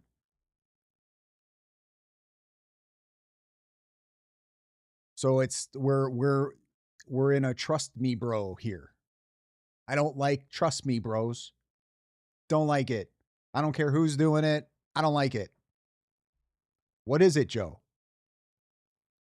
Near certainty that it was never looked into. How could you have near certainty? Please explain. I've got to imagine that you could explain that without divulging anything specific that might get you in trouble. More so than just, trust me, bro, I've got clear certainty that these things I'm talking about were never looked into. Yeah, no, sorry, gonna need more. I just go, you're gonna have to, I mean, you're gonna, it seems to me, I don't see any way out of it. You're gonna have to say that to the jury in the Tyler Robinson case. And then I would think the defense attorneys are just gonna arrest and just be like, you can't prosecute this guy. They didn't investigate. Yeah, I mean, I guess we'll see. I'm fairly confident that there's a lot of leads that just did not get looked into. And look, none of those leads that I'm talking about would exonerate Robinson from pulling the trigger. Like I didn't see anything to refute that. So in terms of him, like his MTX 485, Brady isn't about innocence. It's about, I understand what Brady is about. It's about whether the government suppressed evidence the defense was entitled to. Kent can think Robinson did it and the Brady violation still stands. What evidence did they suppress? Joe Kent's, I think they didn't investigate, is not evidence of suppression, that they suppressed anything. That's not. Joe Kent says, I'm pretty certain they didn't do it. Okay. Show us proof that they didn't investigate these things. He's going to have to show proof to get a Brady violation. I'm well aware. I just don't see how. Joe Kent, I don't think they did. Okay, what's your proof? Well, I'm pretty certain that they didn't.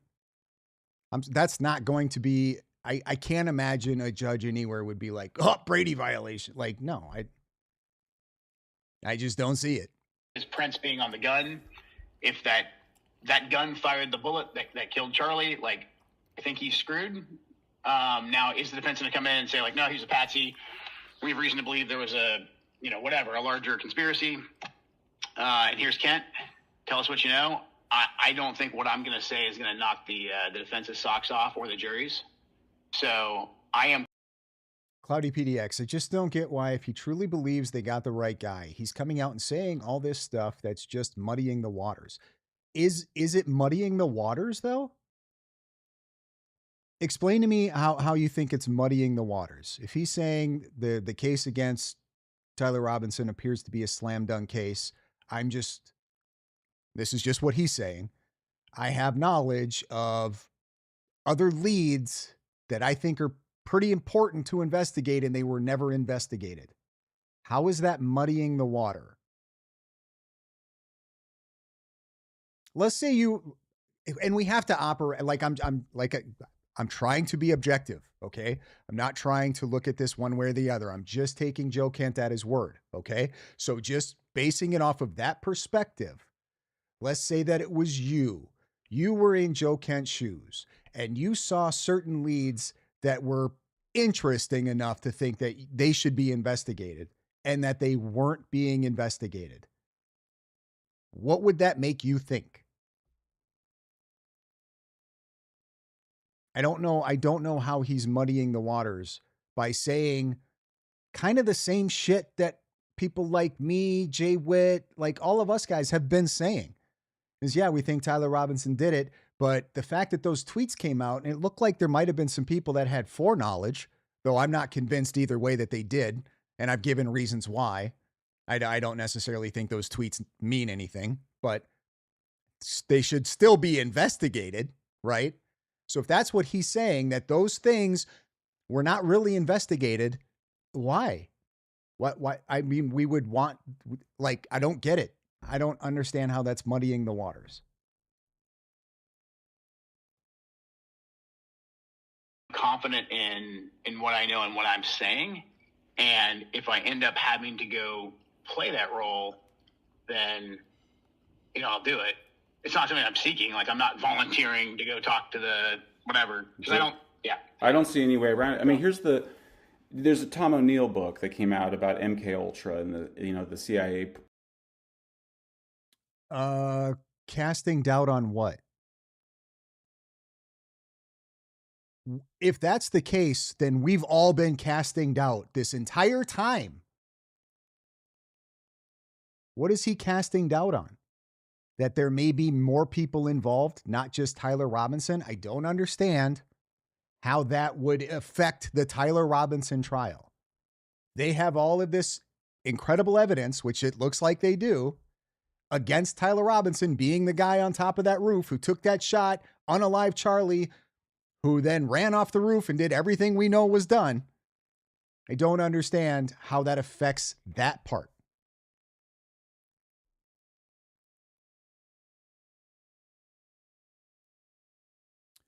MTX 485 with a $2 donation. What he's saying constitutes suppression.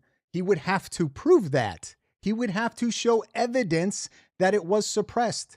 Him just saying, I don't think so, for me, doesn't think that that's going to be enough for the defense to be like, hey, Joe, why don't you come in here? Or, hey, we need a Brady rule violation because Joe Kent says that he thinks things weren't done. He's going to have to provide evidence that it wasn't done. And it doesn't sound like Joe Kent has that evidence. It doesn't sound like he's claiming he has that evidence. I'm pretty certain doesn't tell me evidence. If I had evidence that it wasn't done, I would say I know for a fact, not I'm pretty certain. With almost 100% certainty is not I have evidence that this shit wasn't done. He can say that all day long. You're going to need more than that for a Brady rule violation, I would hope.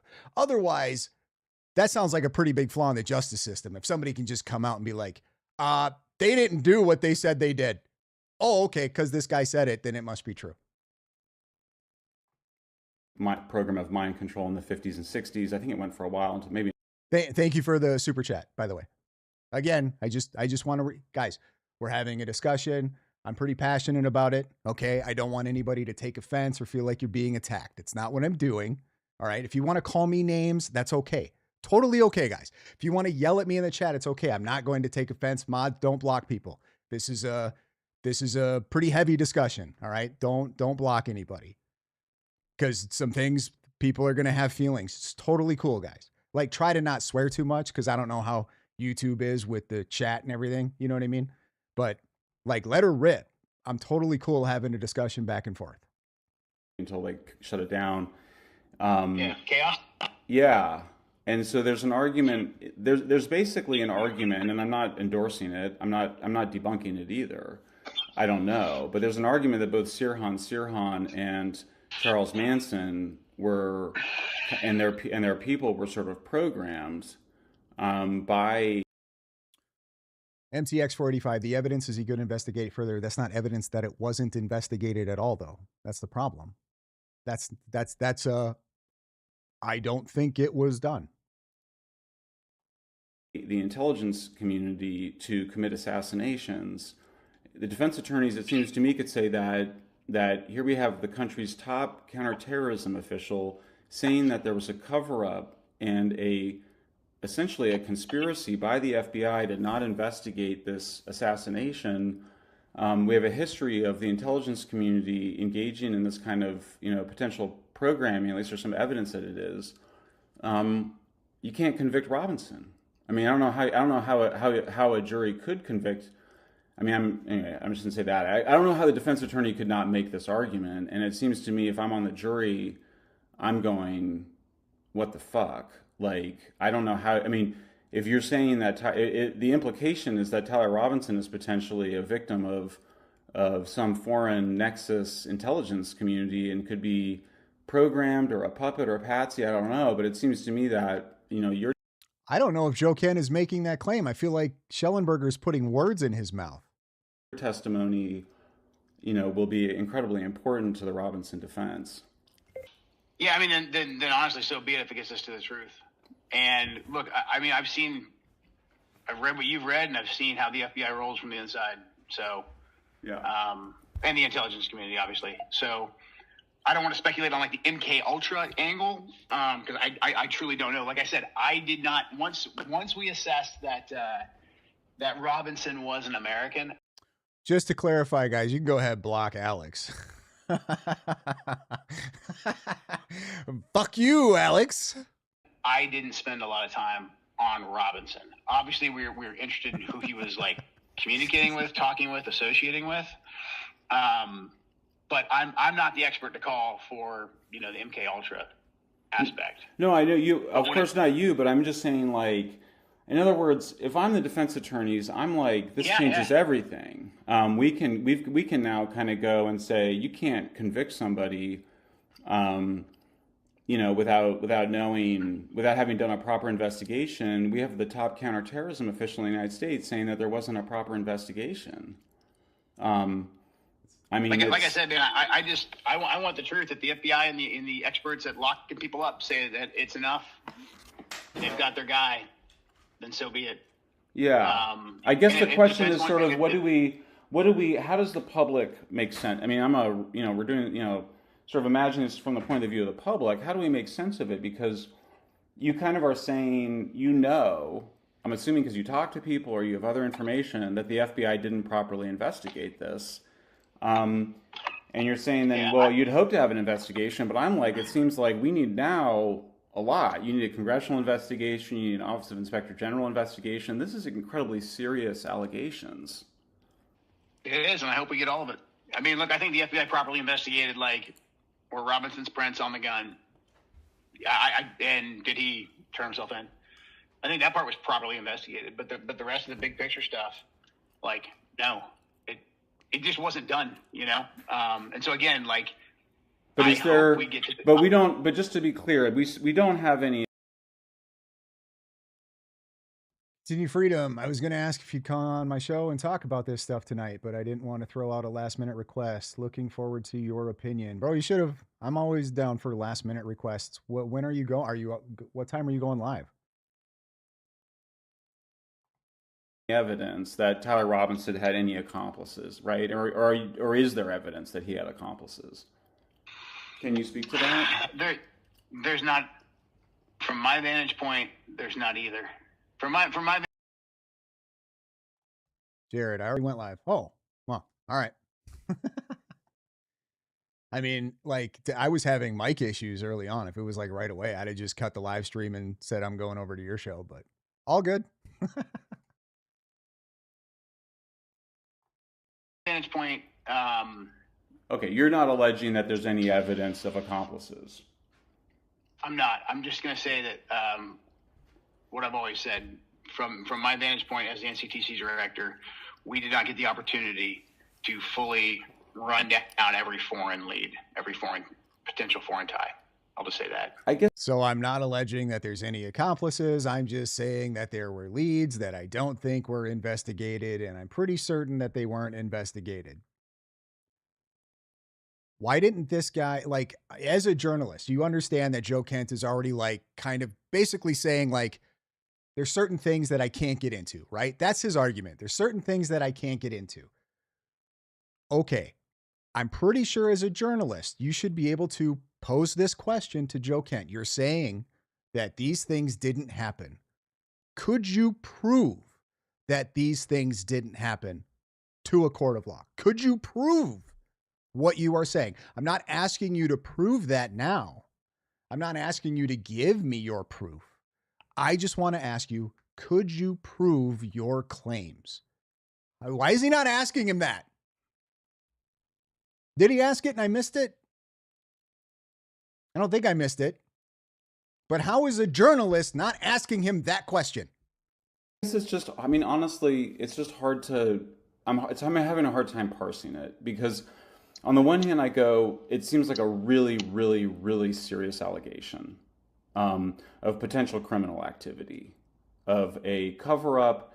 Then sometimes it sounds like you're saying, well, no, I just maybe have a slightly different standard, or I'm not saying that there was anything malicious done. But on the other hand, it sounds like, well, wait a second. Like, if you're saying that the FBI, like, did not properly investigate this, despite warnings from the director of the NCTC, and demands by the director of NCTC to be involved, that just sounds incredibly serious. But yet, like, I kind of, though, when I'm like, oh, it sounds terrible. It sounds incredibly serious. I don't know. What is this whiny shit he's doing? Just ask him the fucking questions. like, but then what do you want? And you're like, maybe a congressional investigation or OIG or something. It just feels like then it's like, well, no, it's just my opinion or something. I can't quite make sense of it because on the one hand, it sounds like you're saying something incredibly serious, essentially an allegation of criminal misconduct. And on the other hand, it sounds like you're sort of saying, well, I don't really know, and I'm sure the FBI will still be able to convict the guy. Do you see what I mean? It feels like I'm, on the one hand, being told that something really terrible and criminal has occurred. On the other hand, I feel like it's like, well, but it's just my opinion. You know what I mean? That's what's... Yeah, no, I'm trying to be very judicious in the way I speak because I don't want to put myself in any kind of like legal peril. So obviously... any more legal peril than I probably already have. So like I'm being careful to not speak to anything that I can't say definitively. And the only thing I can say definitively is that NCTC wasn't allowed to run down every single foreign tie. And I strongly believe that it's not because somebody else came down and did that. The only definitive thing that I can say is that we weren't allowed to run down foreign ties. And I strongly believe that they didn't either. That's not enough, guys. It's not enough. I don't see how that's enough. I'm not saying that they might not try to use, I just don't see how you would try to use Joe Kent. That's the best he can provide, is we were blocked from looking at it, and I'm pretty sure they didn't either. Okay, can you prove that they didn't? No. Well, get the fuck out of here then. What are you doing? Because you're going to be able to pull in other credible witnesses to refute what Joe Kent is saying here. Because if the only reason Joe Kent is credible because of his position in the government, well, then you refute that by other people who have high-level positions in the government who are going to say Joe's wrong. You're not going. I don't see how you get a Brady rule violation on that. I just don't see it. And I also don't see how Schellenberger got, like, made it sound like Joe Kent is totally out to defend and get Tyler Robinson off. Like, this is silly. I think it's because it just simply was not done. And I am aware of the weight of that. And so if that winds me up in the courtroom. MTX 485, it is enough. How? How is it enough? How is I just really believe enough to get a Brady rule? Please tell me how that's enough. Imagine calling somebody to the witness stand. Imagine calling him to the witness stand. This is evidence that you're providing, okay? And the evidence is some guy saying, I don't believe this happened. You need more than that. You can't just, like, am I crazy here? That's not, it doesn't, you need more than that. You can't just go, Joe Kent, super credible guy, so believe everything Joe Kent says. Oh, by the way, we're going to bring Joe Kent in here and he's going to say that they didn't investigate. And then you have Kash Patel come in and say, yeah, no, we definitely investigated. Guess what? We found nothing. So we don't have anything to provide the defense because there was no evidence of anything. Here's the evidence that we have. This is what we were able to gather.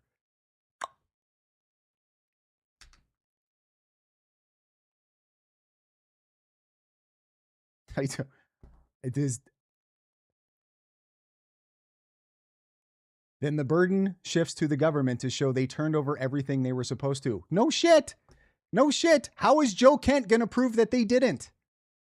How is Joe Kent going to prove that? How would Tyler's defense, forget about Joe Kent, how would Tyler Robinson's defense be able to prove that the government withheld information? You can't do that just based off of the word of somebody who didn't even have access. He didn't even have access. And him not having access or them closing out access to him is not proof that they didn't investigate it. Then fine, so be it. And I would welcome any kind of, I don't know, man. Like, I just have when we talk about like an IG inspector report or a congressional, I kind of just think those are jokes. Like, those have never really, they don't ever result in anything, right? Like, maybe I'm wrong, but I just haven't ever seen like a congressional committee come up with much. Or holy fuck.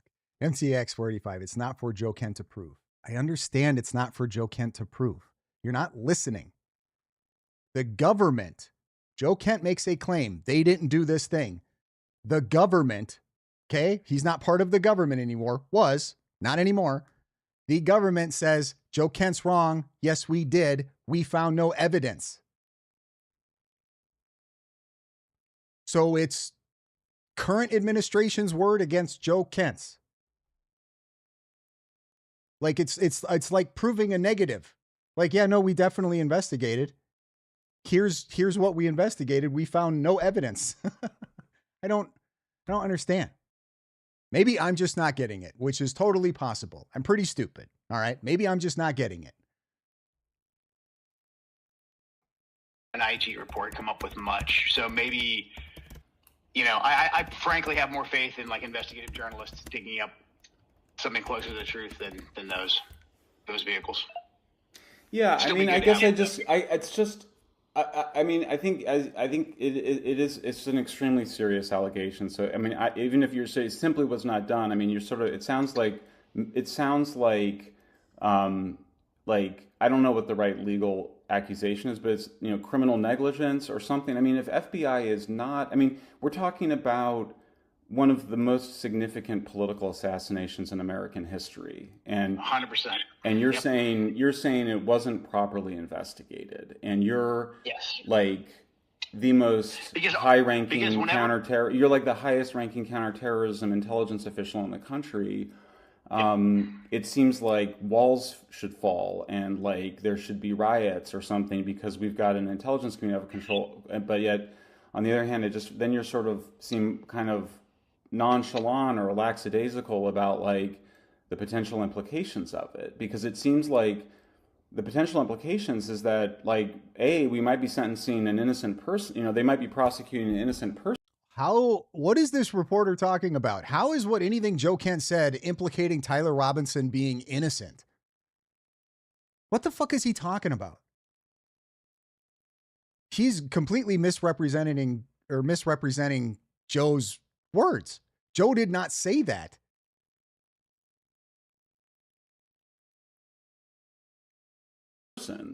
In Tyler Robinson, which would be a travesty of justice. And then the guilty parties are potentially running free, which would be a travesty of justice. I completely agree. And like I said, I'm trying to like keep what I'm saying very measured.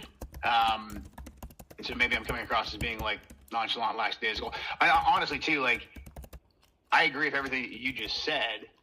And anytime I would raise this behind closed doors that, hey, this is very big. There's a lot at stake here. The FBI would throw back at me that we have our conviction. Like the fingerprints are on the gun. He shot Charlie. Done. So, you know, that well, and they would say, but they would say, wouldn't they also? They would say, but there's no, and we've seen there's literally no evidence. Righteous Gemstones. The reason people are worried about Kent is that he only had to introduce doubt for one juror to rise above reasonable doubt for a guilty verdict. Why is Kent introducing doubt at this time? No, I get that. Like, I understand that concern. Here's my problem with that.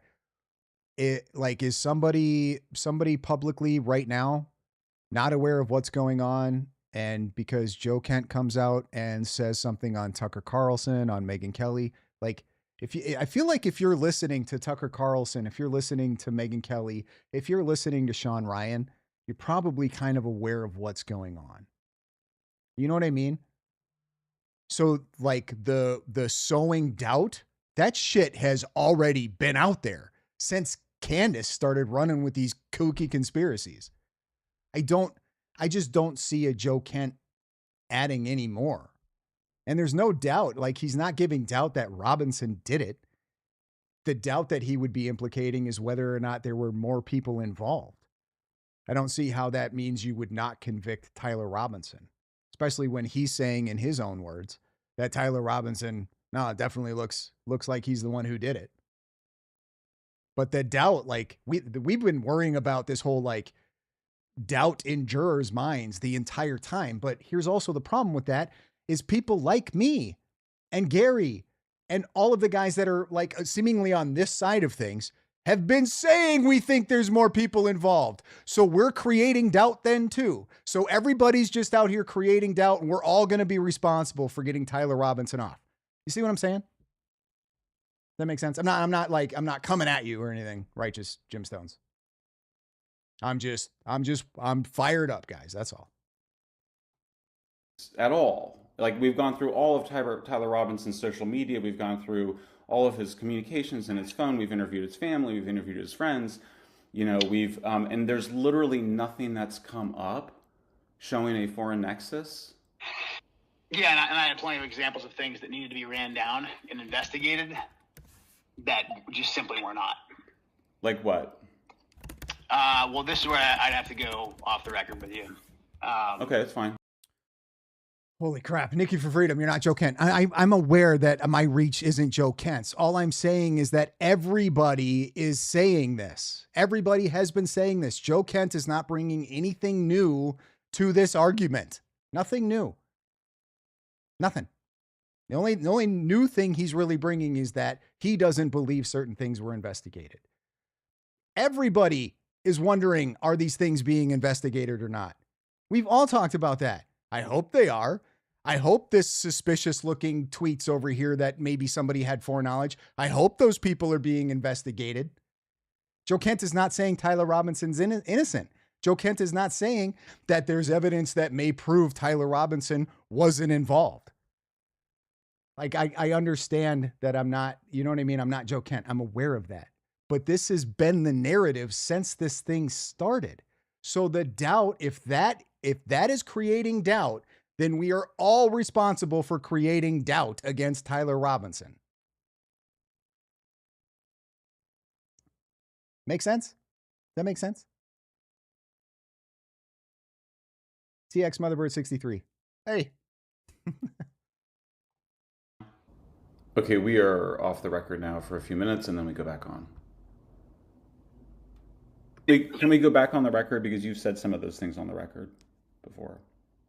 Yeah. The part, what I said on Tucker, where I lay it out, like, I personally don't think you can extract Charlie's murder, assassination from the broader timeline. You know, this didn't happen 2 years. Continue Freedom. It is procedural. If he implies that it wasn't a full investigation, they can say the investigation itself was partisan or done with the intent of reaching an improper conclusion. I'm guessing you meant to say. I mean, they could. They could probably use that argument, but I don't see how the prosecution wouldn't be able to refute that.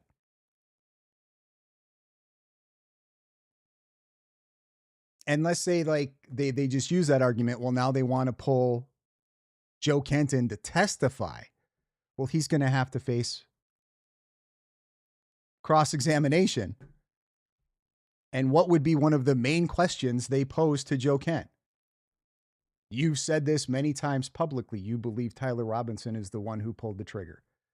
So they're going to risk Joe Kent not being able to prove what he's saying when he's cross-examined in a trial. Like, I don't see how we get a Brady violation. I feel like they would be able to refute this.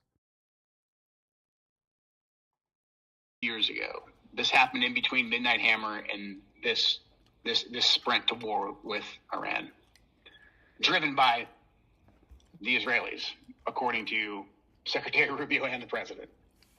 Like, does that make sense? I can't imagine that all it takes to get a Brady rule is for somebody to just come out and say a thing.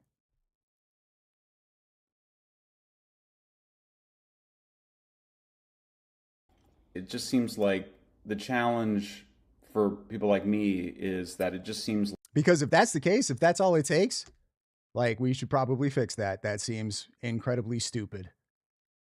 That just because, he was a high up government official and said a thing that we don't have to hear anybody else's argument. We don't have to look at any type of evidence, or we don't have to listen to their rebuttal. We're just going to go, Joe Kent said a thing, so therefore case is tossed out. That doesn't make sense to me. Like, it kind of goes, there's a story that kind of goes, everyone's really heartbroken about the assassination of Charlie Kirk. We want there to be a larger meaning to it. It can't just be some, young guy kind of, deranged by, furry porn and other perverted stuff. Crashman, I mean, that's it says actually most people are not even paying attention to the case except when they see random news story updates. Yeah, that's another thing to take into consideration too. Like, we are a very, very small percentage of the population that are this heavily focused on this thing. Your average person probably still isn't even really sure who Joe Kent is. It's got to be something bigger, but like the number of people that would have to be involved in covering up and hiding all that and then covering up, it just is like there's just too many. MTX 45. The point of what I'm covering here is Schellenberger saying that Joe Kent is willing to testify to get Tyler Robinson off the stand, to get him found. Like, they are talking about him testifying. Did you miss all of that? They're talking about Joe Kent testifying. And I'm talking about whether or not Schellenberger created this drama story based off of nothing. Like, he twisted shit and manipulated it. And then I have questions on how that would even work or how that would even go. Because if they would call him to testify, that would mean that it's not thrown out, right? That would mean that he's there testifying. So he would be cross-examined. There would be a process for this. Because you're saying that they wouldn't need that, maybe. I don't see why they wouldn't. I feel like they would definitely need some type of, there would have to be information. You're not just going to go, Joe Kent said a thing, therefore gone. But if this were to get to that point, is what they are talking about, him testifying and the risk that's involved with that. Good people that would have to be involved in something like that. Yeah, that's fair criticism, but look, man, the stakes are high. Like, Israel really, really wanted this war. They believe it's existential. And obviously, look, if I was wrong, then they would have let us run down all these leads, and it'd be like, well, there's nothing there, man. Like, it was just a crazy furry. But I mean, you're gonna go. I mean, I go. I mean, it is. You gotta admit it's a little elaborate to be like, all right, we gotta get Trump to support military action against Iran. The main obstacle to that is this guy Charlie Kirk. We're gonna send in a group to assassinate him, but it'll actually be we'll get this young kid with this young. And furthermore, let's just say you're right, MTX 485. Let's just say you're right. They get a Brady violation because Joe Kent proves they didn't fucking investigate everything. Sounds like they had it coming. Sounds like they fucked up. Sounds like we should hold them accountable, not Joe Kent, right? If that's the argument that Joe Kent can create this much doubt that it will get Tyler Robinson off, we should probably look at the FBI then. We should probably look at the Utah authorities. And we should say, why the hell didn't you investigate more? Joe Kent's providing that they didn't investigate, that there were leads that they didn't look at. And they didn't. What are we doing here? We're just going to throw all of our confirmation bias to one side and say that's okay because what? So let's say you're right. That's a fucking problem. Guy, Robinson as the patsy. Yeah, no, I agree. I agree. And look, had we not been so forcefully blocked from running down leads, I would 100% be right there with you. But the more that we found, the more aggressively that we were blocked. And I saw them run the same FBI. They ran the same freaking playbook against me with Butler when we came into the administration. A lot of leads and stuff that we found with Butler. They blocked me. They blocked the DHS IG. Everything we just talked about, it was like, okay, there's something here. And yeah. And the Marlboro Light 100, this dude's really losing it. What are you talking about? We know none of this happened because we caught the killer and he admitted it. We know none of what happened. What are you talking about? You haven't, have you been watching Paramount Tactical and Jay Witt and Artie Trolls and me and all these other guys this entire time talking about Tyler Robinson did it? Clearly it's pretty obvious that he did it. Oh, by the way, we're not convinced that he did it alone. It's the same thing Joe Kent is saying here, dude. What do you mean? We know none of what happened. We don't know that there aren't other people involved. Most of us think there are.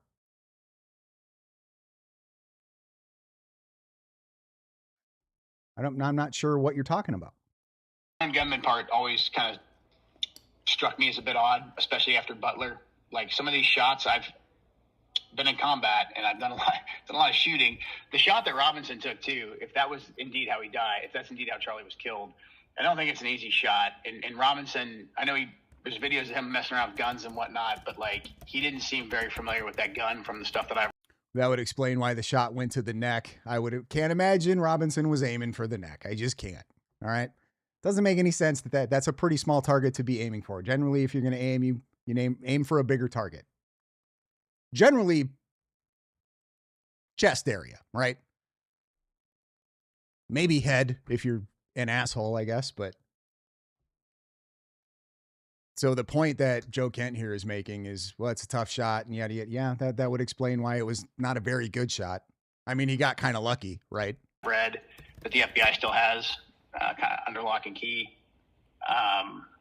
So I kind of went in with some skepticism of could he have pulled that off? Yeah. Yeah, I mean, I think they kind of go, what they just kind of go, look, Kent's, an aggressive.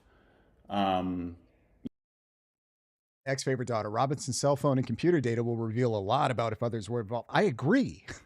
That's what I'm saying. I don't know what Joe Kent is talking about. I can't imagine that the authorities didn't investigate every lead they got. At least the ones that because I don't know how that works. I don't know if they go through and they sort of vet the lead to determine if it's credible or not before they do an investigation into it. No idea, guys. I have no clue. I'm just operating on that assumption. But I would assume they've looked at every lead. And maybe even continuing to do so to this day, whether it's the FBI or the Utah State authorities, right? I would assume they're pretty hyper-focused on Tyler Robinson. Makes sense. But I would assume it's an ongoing investigation, right? So yeah, I would like, that's what I'm saying, that this whole Brady rule and they're going to call Joe Kent to testify. I don't see how that goes well. I just don't. Assertive, you're just clearly, a force to be reckoned with. But like, at a certain level, it's like, it's the eyeball. This guy was military and he's saying that was a tough shot. Yeah, I don't know. I wish he would have elaborated on that a little bit more. Like, what about it was tough? Like, what do you mean? Tough in the sense that, it's a pretty high stress situation. That makes sense. No former training involved in, public assassinations. I could see how your heart rate might be going a little bit, how it might be pretty hard to sort of control your breathing and take a steady shot. Like, that makes sense. It's not like the easiest shot in the world. If you're out at a gun range and you're shooting at a steel target, guys, it's a little different. I would imagine that's a little different than completely risking your whole life while also trying to unalive somebody else. Like, you're taking a life and you're risking yours at the same time. Is a 140-yard shot an easy shot? Yeah, on a paper target or a steel target at a gun range where there's no threat. It's going to be a little bit more of a difficult shot, especially if you're not trained for this shit. It's like, they're like, look, we've got an investigative team. We have the authority on it. We're definitely chasing everything down. There's just nothing there in terms of relationship with any, with anybody as an accomplice. At Lace 71421. Do we honestly think we'll even get to see the trial? I hope so, but I feel like that judge is being lenient now because he plans to block the actual trial and wants to seem fair. We better get to see that trial. That's all I'm going to say. We better get to see that trial.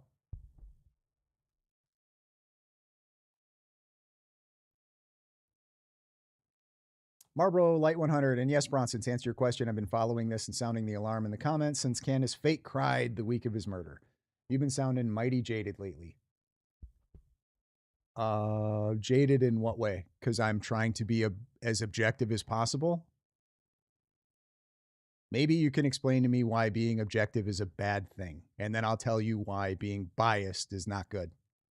So you give me your argument on why being objective is bad, and then I'll tell you why being biased is bad. Matter of fact, I'll just give you my reason for bias being bad right now, because it puts you in the same kind of camp as all the candidates are in. So tell me why being objective is bad. Okay, explain to me how I'm jaded then. Much less a foreign nexus, and that Joe Kent is just somebody who understandably is passionate and Anti-social media XO, you do seem pretty bitter lately, but I get it. Let me explain to you why I'm a little bitter lately. Because I'm seeing the same people who talked about being for truth and who being for objectivity wanted to remain objective and are calling out Candace Owens. I'm seeing these same people just go down the road of speculation and spreading complete nonsense. Yeah, I'm a little jaded. That's got me a little jaded. I think that's a little fucked up.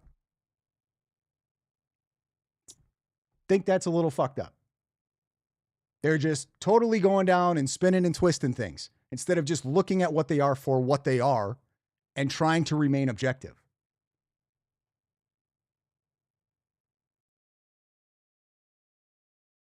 Righteous Gemstones, thank you for the $10 super chat. The Rage is coming out and I'm here for it. Appreciate all your coverage over the past 6 months. I don't like what Kent is up to, by the way. Just zip it till after trial.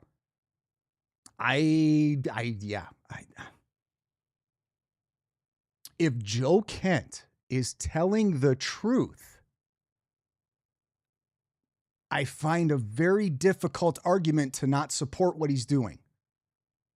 Do you understand? Now, we can debate whether or not Joe Kent's telling the truth. I'm not convinced Joe Kent is being honest. All right. I want to make that very clear. I'm just looking at this objectively. I can't prove Joe Kent is lying. Okay? But if Joe Kent is telling the truth, I don't know how you argue against what he's doing. That seems crazy, and I'm seeing all kinds of people do that. That's not a good look. If Joe Kent makes the claim, I'm willing to testify, if that's what it takes to get to the truth, I'm willing to do that. I see people arguing against that, and that's crazy to me. Because if Joe Kent is being honest and he's willing to do this to get to the truth, I don't understand why we're against that. Are you guys picking up what I'm putting down here? Are you picking it up? I think we need to figure out if Joe Kent is being honest, first and foremost, and not just on a hunch, not just on our vibes, not just because he decided to mingle with Candace Owens. Like real things that point to Joe Kent being a liar. That's all I'm saying. Rightly so, and upset, and but maybe just like a lot of people, it's just hard to believe that such a consequential assassination could be done by just this deranged young man, but that's just what it is. Shelly Belly 778, you can't see why him giving Candace Owens Charlie's private messages was wrong. Depends. It depends. It depends on intent. Dude, I feel like I'm in fucking crazy town, or maybe I'm just not explaining myself well enough. If Joe Kent is being honest, who had the biggest reach there was for this information? Who? Candace Owens. Like it or not, everybody who hates her watches her. Everybody who loves her watches her. Okay? That's just an objective argument, guys. That I'm not married to this, okay? That's just an objective argument. If you're Joe Kent and you believe what you are saying is true, and it is the truth, I struggle with not supporting somebody who's willing to leak the truth, especially when it comes to government corruptions or cover-up. I don't know why that's a bad thing. If the intent is true. Now, if the intent is nefarious and he's knowing that he's lying and he's manipulating and he's doing all of this shit, obviously, no, I don't think that's a good thing. The fact that I have to explain this seems a little stupid. But I would hope you guys don't think that I'm all for Joe Kent manipulating and sending out bullshit in order to twist a narrative that is untrue. Yeah, obviously, no, I'm not okay with that.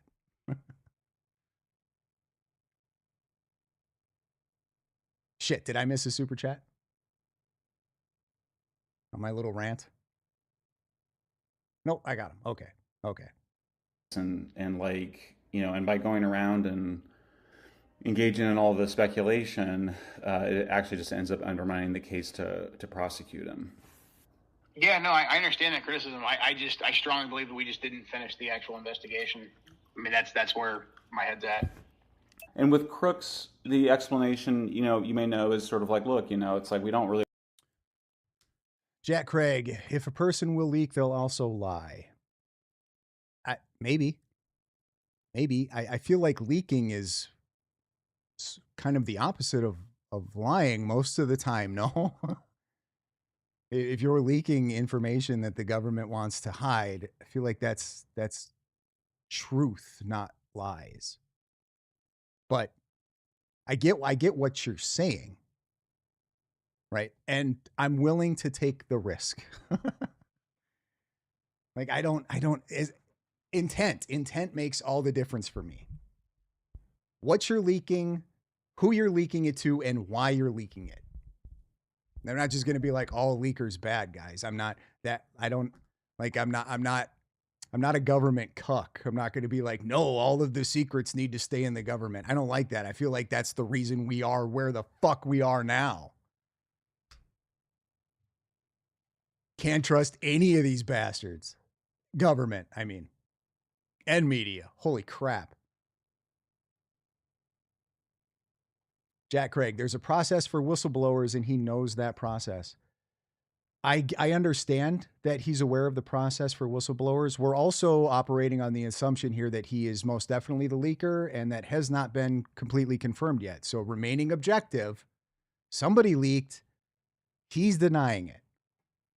Nobody else has offered full proof that he is the one who leaked the information. And I would go back to make my argument that if that's all he leaked, Joe Kent doesn't know much. Because I would assume if he's going to risk leaking, he's going to leak his best stuff.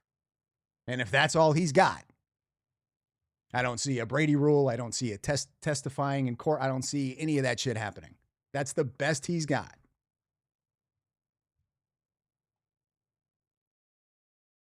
And also, I feel like our government doesn't have the greatest track record of going along with that whole whistleblower rule. I think it depends on what it is they're whistleblowing, to be honest.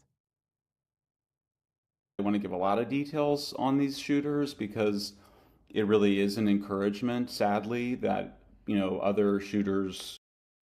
If you could, what would you like to ask Joe?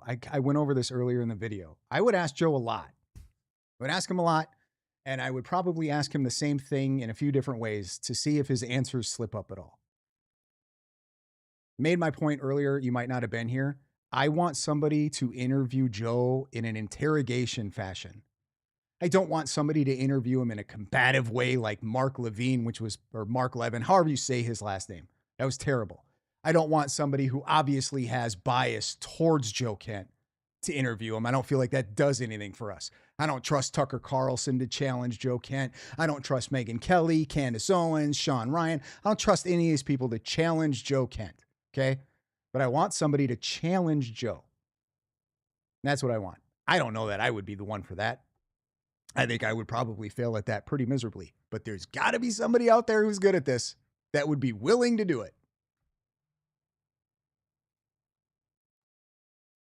Other people are inspired to become shooters for the infamy that you get. And that explains why a lot of that stuff. But was there other stuff with Crooks where you're like, because I just kind of look at Crooks and you go, there's nobody more motivated in the world to get to the bottom of who tried to shoot Donald Trump than Donald Trump. But like, what is. Sorella, secrets and confidential is for a reason, and there's a reason the public doesn't need to know things for several reasons, including things about this investigation. That's fair. That's a fair point. Flip the roles. If this were some leftist thing going on, would you have that same opinion? Be careful that you don't have a bias, okay? Try to remain objective. If there was some crazy shit going on in the Biden DOJ, would you want that leaked, or would you be giving me this argument that secrets and confidential are for a reason? Because if you wouldn't, then you're being a hypocrite. So let's just be careful. The truth should not matter where it comes from, as long as it's the truth. Is there other stuff there that you felt like was, leads that didn't get followed up on, or evidence that you felt like pointed to a broader effort or a set of accomplices? Yeah, Anti-social media XO, you're talking about being objective and you're not being objective. Okay, I will listen. I don't know if you could explain how I'm not being objective in a few, try though. Just try to explain so I can see from your point of view how I'm not being objective. I don't know if there's enough words in the YouTube comment for that.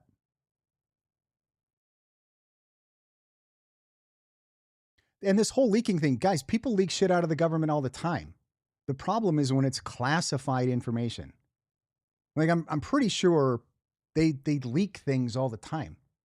The alleged FBI investigation got leaked to the media. Who are we going to arrest for leaking that information? Like, you know what I'm saying? It depends on what's being leaked and whether or not it's classified. If it's not classified information, I don't know that there's much of a penalty for it. But they leak shit all the time. How many times did we have stuff leaked to the media? It happens all the time. All the time. That's how media even exists. They have unverified, or they have, what's their stupid term? Unnamed sources that leak information to them that they report on. This happens all the time. No, I'm not going to lecture. I'm going to argue. Marlboro Light 100. If I think I'm right, I'm going to argue my point. I'm going to listen to your point. If I think your point is wrong, I'm going to argue against it. This isn't rocket science, dude. If you make a good point, I will say you make a good point. If I have a counter argument to it, I'll probably give a counter argument to it. What the fuck are you talking about?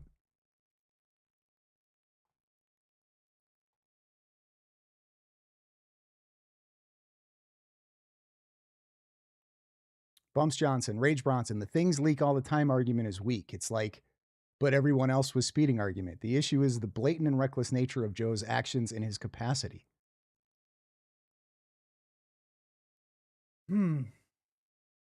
Okay, so would it not be blatant and reckless if he had leaked that to mainstream media? Would that have been more responsible? Or is it because of what he allegedly leaked that it blatant and reckless? He leaked a screenshot of a text thread.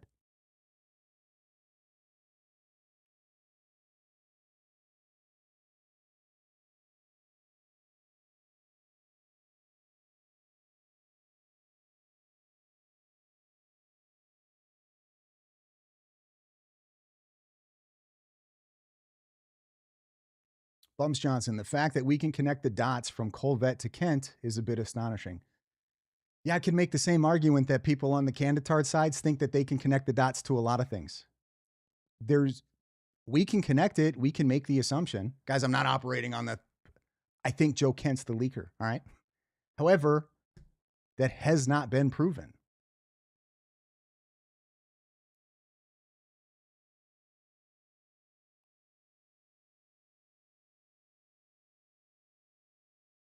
Miss Justice 2023, your questions make no sense. Why would Mark Levin ask those questions? He don't listen to Cantifa. Well, if he doesn't know what the hell he's talking about, then maybe Mark Levin shouldn't be interviewing Joe Kent. I don't care about Joe Kent's, like, I have my own opinions on the Iran war. I don't need Joe Kent to form my opinion. I mean, maybe some of you do, I guess, or some of people, whoever's listening to Mark Levin. I want to know about the Charlie Kirk stuff. So if Mark Levin isn't paying attention to any of this shit, why is he asking questions about it then?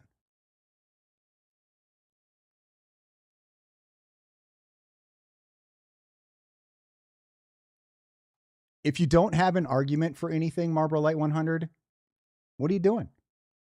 Just saying I'm crashing out isn't an argument. Good job, dude. You can do better than that. Please do better than that.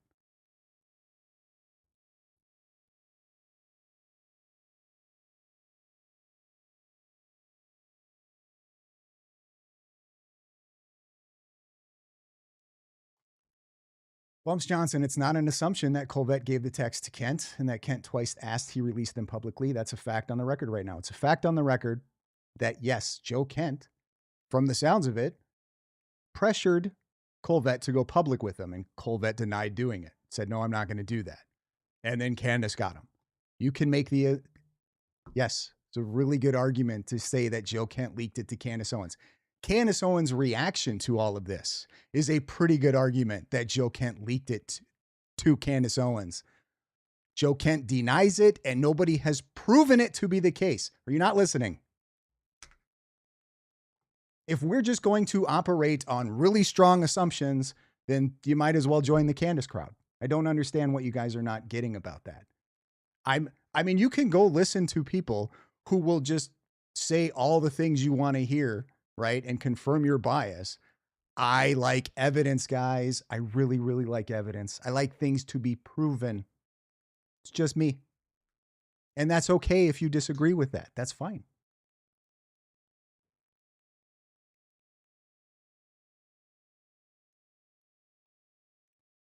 Eclectic journalist. No one is crashing out, but all this is so nuts. I feel like we all died with Charlie and are now in an upside down. I don't think so. Because Charlie is gone, here's what I think is happening. With Charlie here, we had order. Charlie's gone. There is now chaos. So there's this giant scramble, right, to come back to some form of order. And the scramble is for who's going to be in control now. What ideas are going to be in control now. I think that's what we're seeing. And I think this isn't going to be the last time this shit happens. It happens almost every election season, really. CJ's in the house. Thank you, CJ, for the 10 gifted. I don't know how long you've been listening, but why don't you throw your opinion in here if you've been listening a little while. Be curious to see what CJ thinks. Shout out to CJ, anybody who just got a membership. Give CJ some love.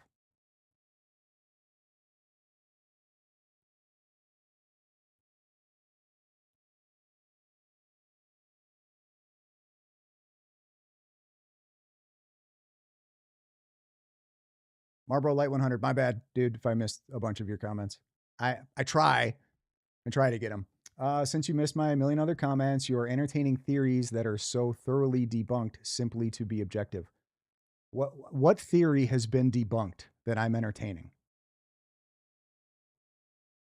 Why didn't you just put that?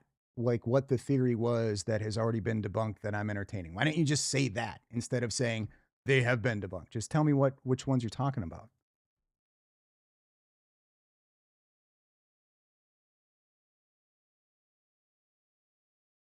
Jack Craig, careful demanding proof. You're starting to sound a little like me, a boomer. Listen, I've got boomer tendencies, all right? It's just the way it is. Just the way it is.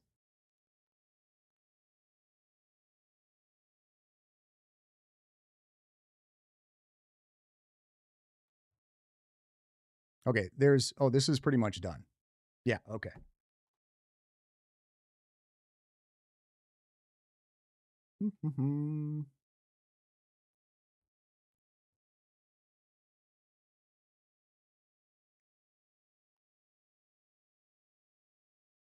Miss Justice 2023, watch law tubers who are actual lawyers. They will go over the docket and explain the process as we get to the trial. You won't get your answers until then.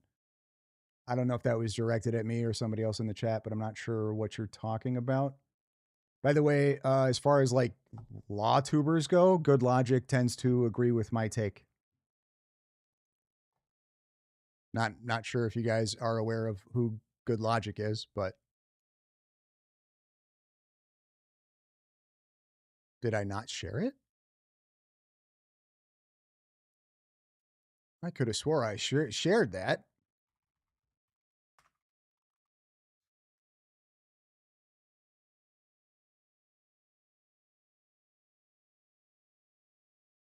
What the fuck is happening?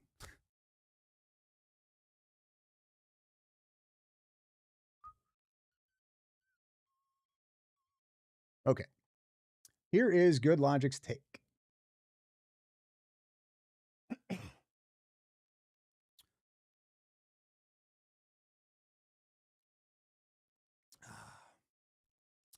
Kent did not deny that Robinson was the shooter. His claim was that there is a lot of evidence pointing to Tyler, but that research may have been shown other ties.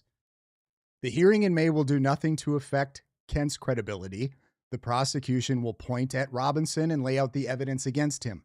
The anti-Kent will correctly claim, there is your proof Robinson did it. The Kent fans will say the government is covering for the behind-the-scenes actors, much as they did in the Ghislaine Maxwell trial. That is what will definitely happen.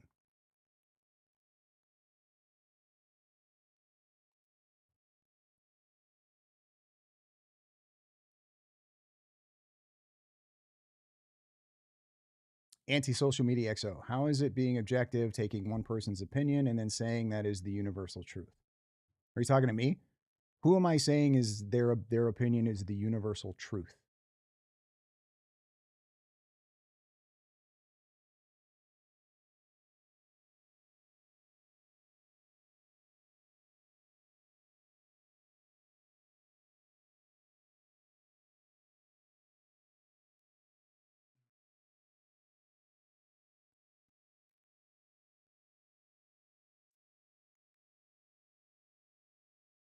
Who am I saying is opinions is universal truth? I don't think I've made that claim ever. Bumps Johnson, is Kent needlessly implanting himself into the story of the trial? Why would the head of the NCTC testify? What role does NCTC even play in such an investigation jurisdictionally? So, according to Joe Kent, because there are leads that point to possible foreign involvement, not necessarily meaning a foreign government, just foreigners, that apparently it was their purview to be able to investigate those leads. And according to Joe Kent, he was blocked from investigating those things. That's just what Joe Kent says. I have no idea. I don't know how the FBI could block NCTC's jurisdiction. But according to Kent, they did. So I have no clue.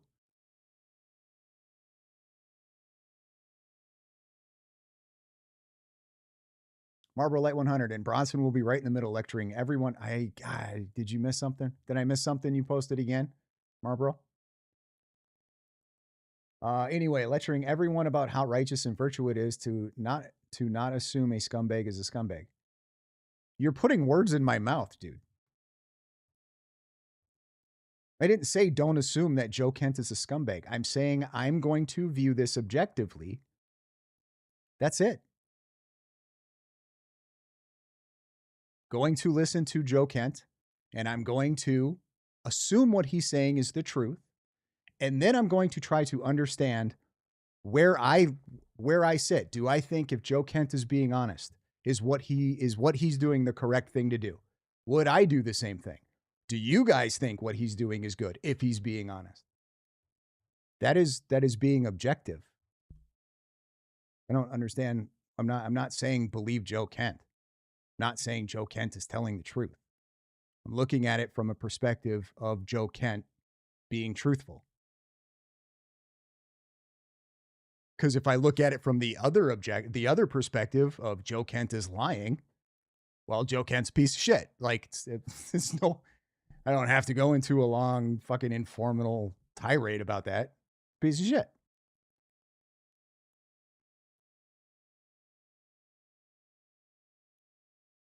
Marlboro Light 100. Yes, I am. At this point, I'm drawing conclusion based upon your words, objectively. Okay.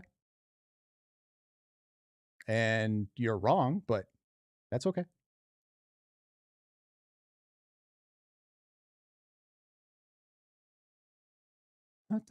Audrey Unfiltered, no, because he's not being honest.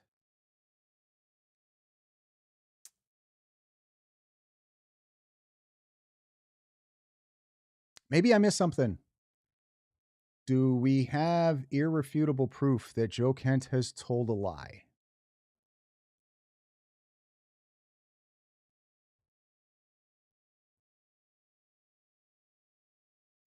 Antisocial Media XO. So you don't think it's strange the exact type of people he ran to give an interview to that doesn't tell you everything you need to know? Guy, like, are you, I don't think you guys are following. Yes, it's incredibly suspect who he ran to. But you could also make the argument that he's going to go to whoever is going to give him a fair shake. Right? According to, like, the Charlie Kirk thing wasn't even the big reason that he resigned. This is all about his feelings and what he thinks is going on with the Iran war. Right? And Joe Kent gives the excuse that the reason he decided to resign is because he felt that he would be able to reach the president better with his message out from the outside, going on these podcasts. This is just what Joe Kent has said. All right. So considering if Joe Kent is being truthful about that's what he wants to do, he wants to try to reach the president, he's going to go on those podcasts, guys. Like, it's not, obviously he's pushing the same talking points that they are, which is very isolationist, very anti-interventionist, very anti-Israel. Like, yeah, of course he's going to go on those podcasts. That doesn't mean he's lying, though. And I'm not saying he is or isn't one way or the other.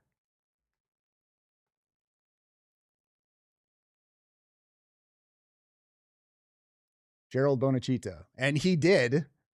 Joe Kent did do the interview with Mark Levin.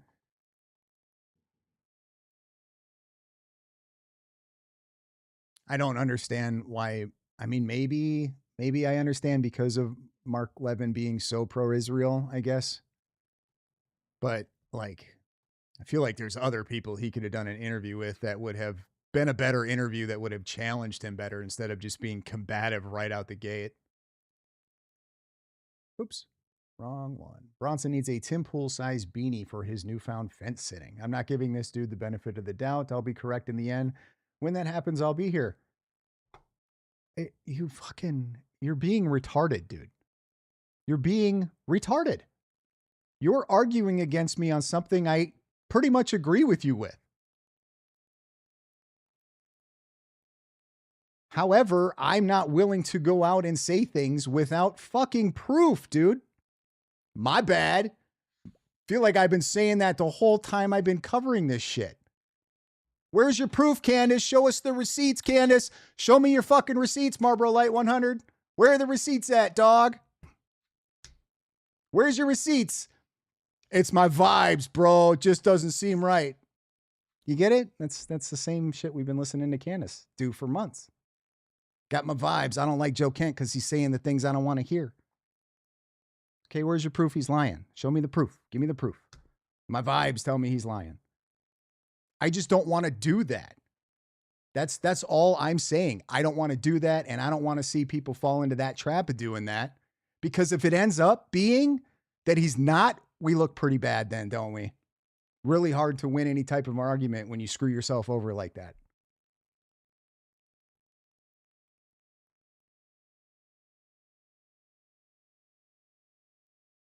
That's vibes, dog. I don't need vibes. I have Candace's lies and his association with her. Get a grip. That's vibes, dude. It's the same thing. It's the exact same thing. Has Joe Kent says that he agrees with everything Candace Owens is doing? Has Joe Kent said that he agrees with everything Candace Owens has said? As far as I can tell, Joe Kent has been accused of leaking the text message screenshot to Candace Owens. What else? Wasn't there something else that people think he leaked? I can't remember off the top of my head.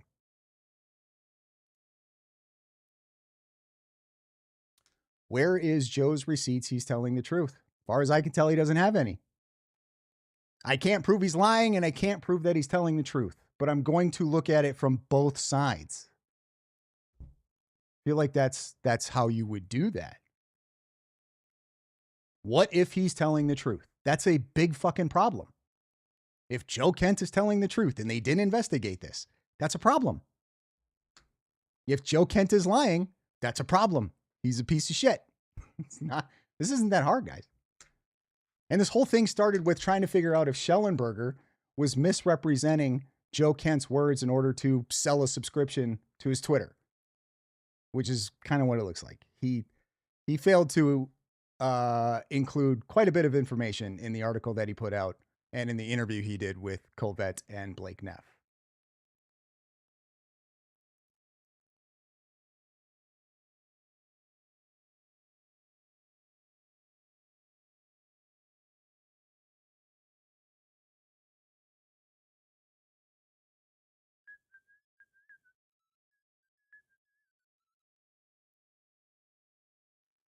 All right, Rule 2530. Here's the thing. We need proof to believe he leaked, but he doesn't need to show proof for what he leaked.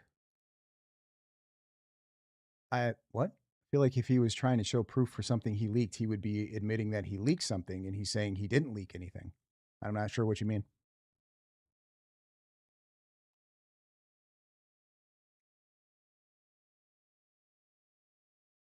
Shelly Belly 778. I don't think he is necessarily lying. I think he has a case of Israel derangement syndrome. I mean, yeah, of course he's operating on a bias. I feel like most people operate on a bias. But why does he have that bias?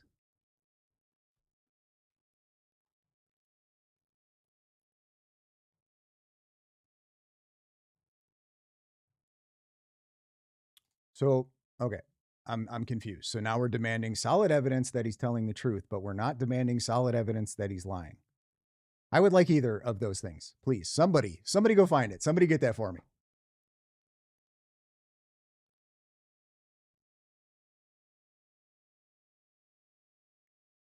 down in at 2866. The whole interview was nothing. Yeah, I did.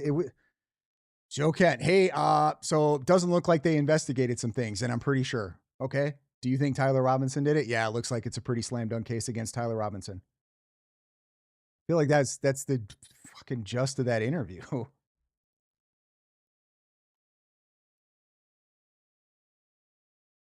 Continue freedom. I love this conversation. You're obviously being objective. I totally get your take. I have a response, but the character limit makes it hard.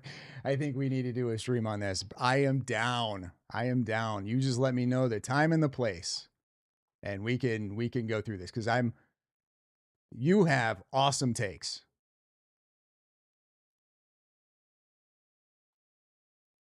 Marble Light 100 Bronson. Kent will hide behind classified status as he's already done. Yeah, but I mean, I agree. Like, I don't like how he's doing it. Like, oh, hey guys, I know some things, but I can't tell you how I know them. Like, I fucking hate that shit. Especially if you're already leaking and are under investigation for leaking. Grab your balls and say what you know. The only thing that I can think of as to why he's not doing that is because he doesn't know enough. He doesn't have anything concrete. Like guys, I'm not disagreeing.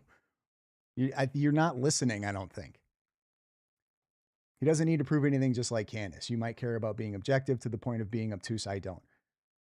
I am not going to not consider the possibility that Joe Kent is telling the truth and how fucked up that is if it's true. I'm just not. He's not saying Israel did it. He's not saying Netanyahu was over there. I think he, in fact, said that there's really nothing that points to Israel.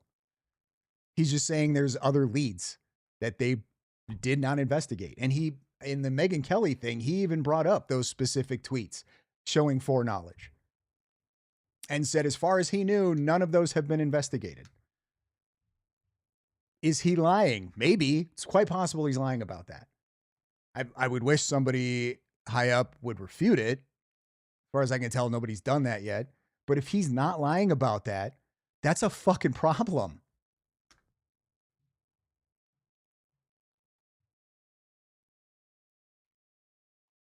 Brett Booth, 4189. Thank you for the $5 super chat. I appreciate it. What did Joe leak that was classified, not confidential, classified? I think the media has drilled this into everyone's head to create the bias. I don't think he's leaked anything classified. If he's the leaker, I don't, might be confidential, but I don't think it's classified. And the way Joe was talking about is that, like, for him to say what his evidence is that they haven't investigated would be classified information, and he's refusing to discuss that. And I'm pretty sure that's what he said with that Schellenberger interview that they just did. So he's willing to leak this and risk potential jail time, but he's not willing to go all the way. I don't know. Somebody needs to grab their balls in the higher ups and in all these podcasts. Somebody needs to grab their balls and they need to just dump the dirt out and let's get this shit over with.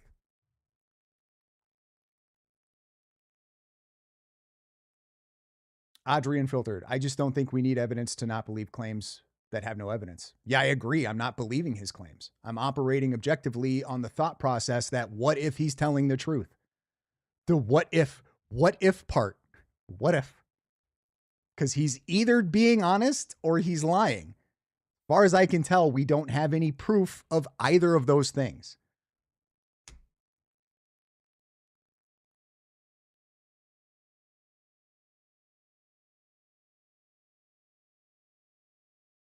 Oh, did I miss? Oh, hey, Righteous Gemstones. Thank you for the $10 super chat. If Kent is telling the truth, we're being lied to by the FBI. If Kent is lying, we're still being lied to. Either way, I don't like it. I don't have to trust anyone to not like what's happening. Yeah, I agree. However, I can't really like talk and make arguments with just like that's you fuck. Mic drop. Did you just do a mic drop moment? It's a good thing you're not trying to do a live stream right now, because you would just pretty much have to end it right there. So, solid point. I don't like being fucking lied to either way. And it's also why I'm a little jaded, because we just got all these people, right, that we essentially made famous and elected and put into these positions to tell us the truth. And at least half of them are completely full of shit. Don't like it. Not a fan.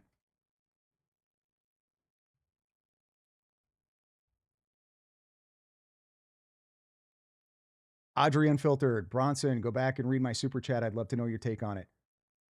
Shit. Hey, just retype it. I don't know if I missed it or not. I don't see it. Just go ahead. Oh man, I'm sorry. It's not showing up that I missed a super chat from you. Normally they save down here, but I don't see it. So if you can remember, just maybe try to retype it. I will definitely read it. I apologize, Audrey.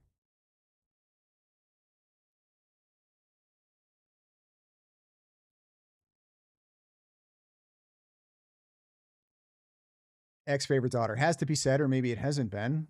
Kent seems to be anti-Jew, just like Candy. Yeah, but Kent, he's talking out of both sides of his mouth. I'm pretty sure he even said in that Mark Levine interview that he's like, he supports Israel. He doesn't support the United States carrying out Israel's foreign policy. So, you know what I mean? Like, we can assume that he's very anti-Israel, but he hasn't said that. But he has said in the past quite a bit that he supports Israel. In fact, I think he said that both times when he was running for election. So, but I feel like politicians, man, they say shit all the time that they don't mean it, both ways.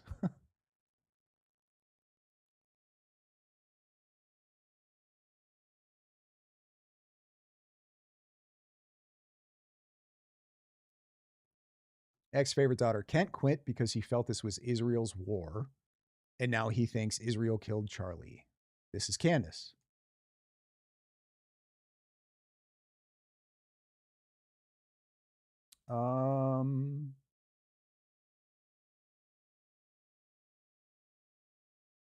Sorry, I'm just looking for.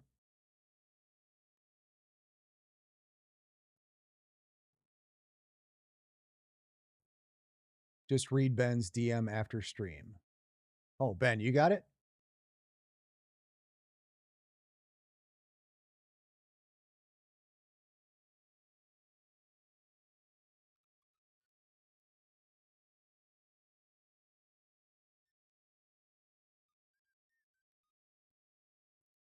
Give me 1 second, guys. I'm going to see if I can pull this up. Pretty sure I can just click. Sorry, I'm derailing our conversation here.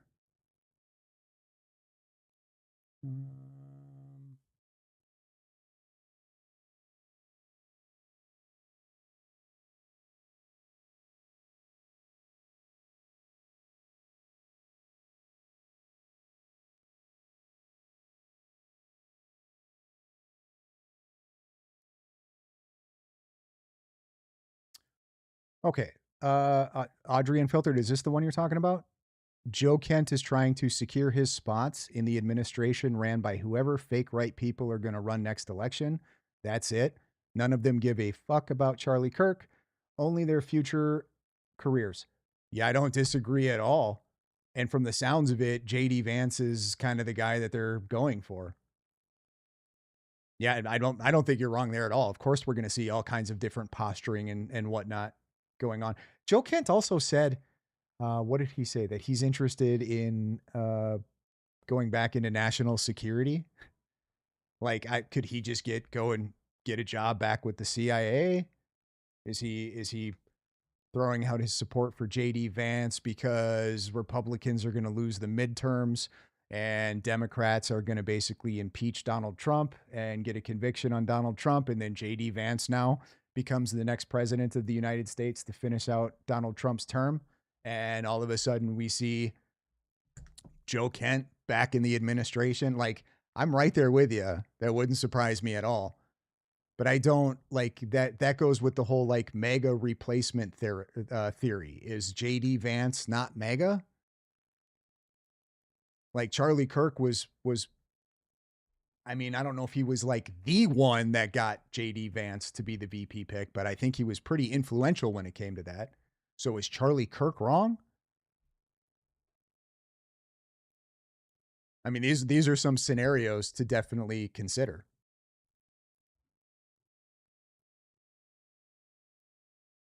Because if the Dems get what they want and they gain control of the House and the Senate and they get enough votes to impeach Trump and convict him, Trump's gone. J.D. Vance is vice president. He becomes VP. We have Joe Kent going on Megyn Kelly, basically glazing Tulsi and J.D. Vance. So is J.D. not MAGA? So then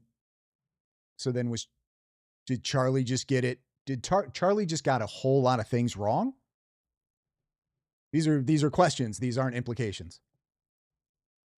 I might be saying them like they're implications, but they're like legitimate questions. I'm curious on your feedback. C-Star 3611. Charlie was wrong about Candace. People got fooled. We don't know what Charlie thought about Candace and when he thought it. Like, you know what I mean? Candace was most definitely very useful to TPUSA in the beginning. She was pretty useful to PragerU. She was pretty useful to Daily Wire. They just got scammed, it would appear. So is it their fault that Candace was able to maybe, I guess you could make that argument?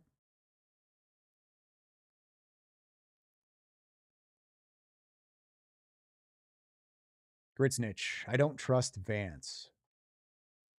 There might not be anything you can do about that if they impeach Trump and Vance is just, you know what I mean?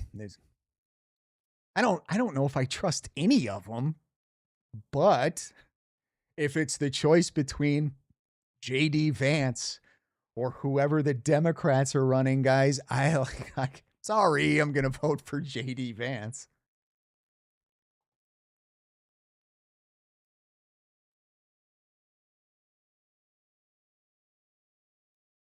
C-Star 3611. Not saying it's their fault, it's just what happened. Fair point. But then it would kind of be, right?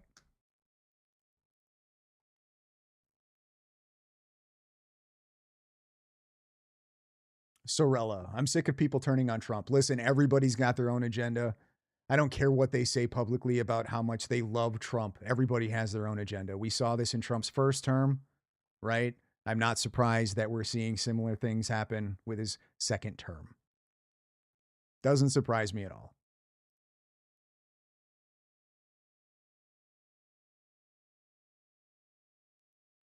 Continue freedom. Our disdain for Candace and her bums makes us see them in every conspiracy, much like she sees Israel. However, I feel like we're batting 1,000 versus Otani, and they can't hit church league slow pitch. That's fair. I don't know if we're batting 1,000. That's bold. I'm not batting 1,000. That's for sure. You might be. It's very possible that you might be batting 1,000. I am not batting 1,000. And that I wouldn't want to be batting 1,000. That's a lot of fucking pressure. Every time you stepped up to the plate, man, that would hurt.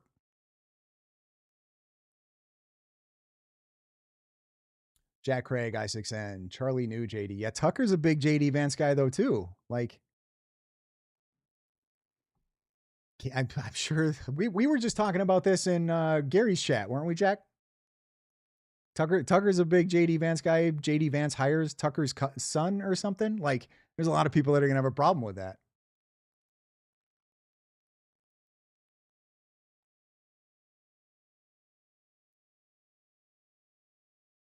Audrey, thank you. Thank you for the super chat, by the way. I don't know if I said that. Bronson, it won't be anyone in the administration now. I'm thinking MTG or someone like her. There's no shot that MTG gets the nomination for, there's no way. There it is, guys. I took a swing. I took a swing. I'm standing firm on that fucking prediction that there's no shot that it's MTG that would get the RNC nomination for it. There's just no way. They will rig that shit to make sure that she does not get that. They will pull a Hillary to make sure that Marjorie Taylor Greene does not become the nominee for president of the United States for the Republican Party.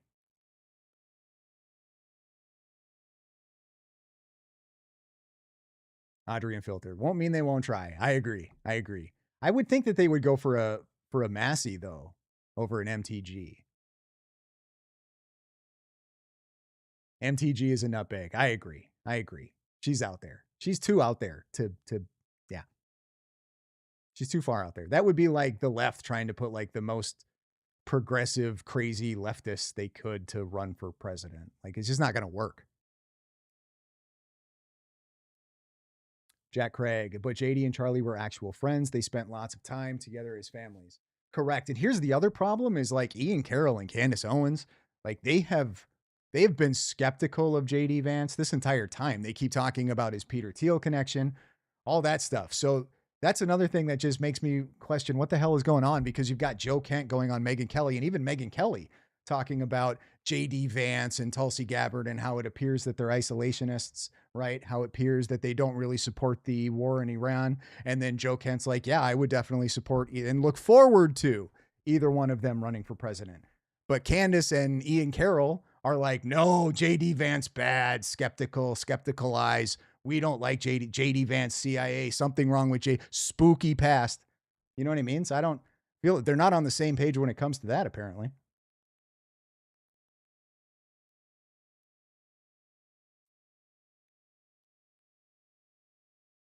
Can't judge JD for hiring Tucker's son. That's guilt by association. I mean, you can. You can. I don't know if it's justified or not, but the people are going to do it. They're going to judge him for it.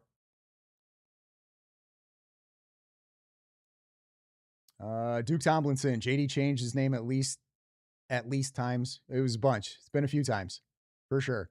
And yeah, that's one of the biggest arguments, or not the biggest, but that's definitely like a data point, right? That's a data point argument for Candace Owens and Ian Carroll and everybody else who's skeptical of JD Vance is, why is he changing his name so much? Could just be that JD Vance, just out of all the names that he changed, like that one just ended up being the coolest one. So he stuck with that. Like his normal name, he didn't think sounded cool enough, so he changed it to something else. After a little while, was like, you know what, this sucks. I can do better. And then just landed on JD Vance. It's a cool name. I'm not gonna lie. It's a good name.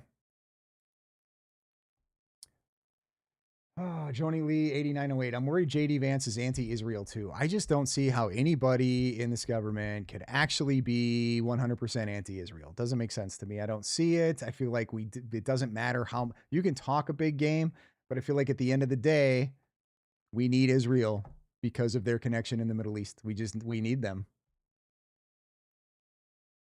So I don't, you know what I mean? I don't know how anti-Israel you can become. Another point, all these quote unquote anti-war absolutists are full of shit. They just don't happen to support this one. If overnight, for whatever reason, the United States started attacking Israel, boy, you would see how pro-war these people really are.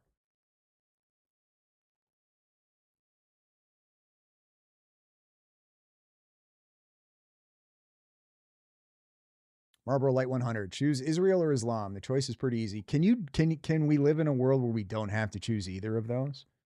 Where we can be pro-Christian and pro-United States? Is that possible? Without having to pick either one of those, or without being able to go, you know what?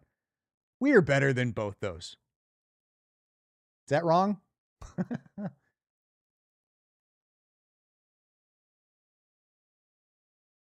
Oh my God, I've had Candace on the screen the whole time. Why didn't you guys say something? How come nobody said anything?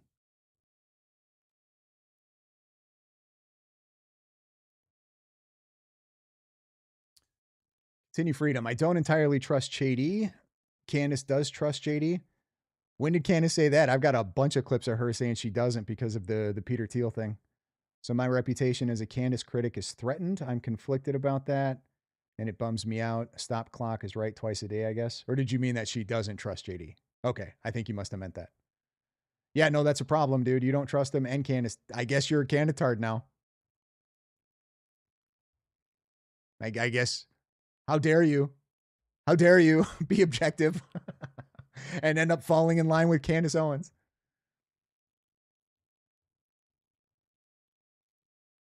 Doesn't. Okay, that's what I figured. Marlboro Light 100. People really don't get the threat Islam.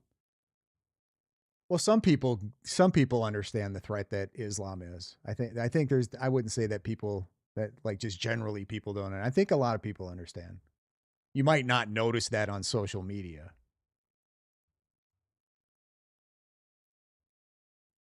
Israel did it. Crap, it's already happening. Yep, you're done. You're about to spiral. You're gonna spiral. What did Marble Light? What did you say was going on with me?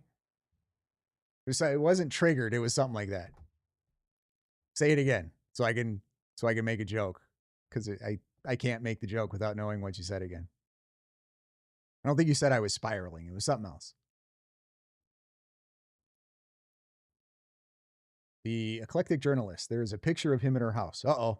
What are we talking about? What did I miss?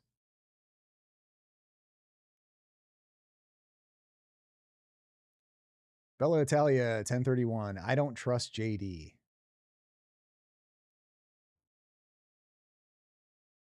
I'm just curious, guys. Like, you're saying that you don't just, I know like there's only so many characters you can type, but I'd be really curious as to the arguments of why you don't trust JD. Not that I'm disagreeing with you or saying that I do trust him. I'd like to hear your guys' take on it. Crashing out. That's it. Marlboro Light. Let's crash it.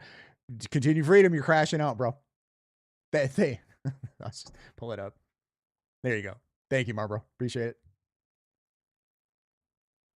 $5 super chat from Audrey. When the terrorists tell you they want you dead, believe them. It's better to have the ally than not. Yeah, 100%. First the Saturday people, then the Sunday people. That's a problem. That's a problem. Okay, you can relax now. You calm down. I just wanted you to tell me what it was you said. I didn't want you to tell me what it was you said and then reiterate again that I'm crashing out. Fuck you.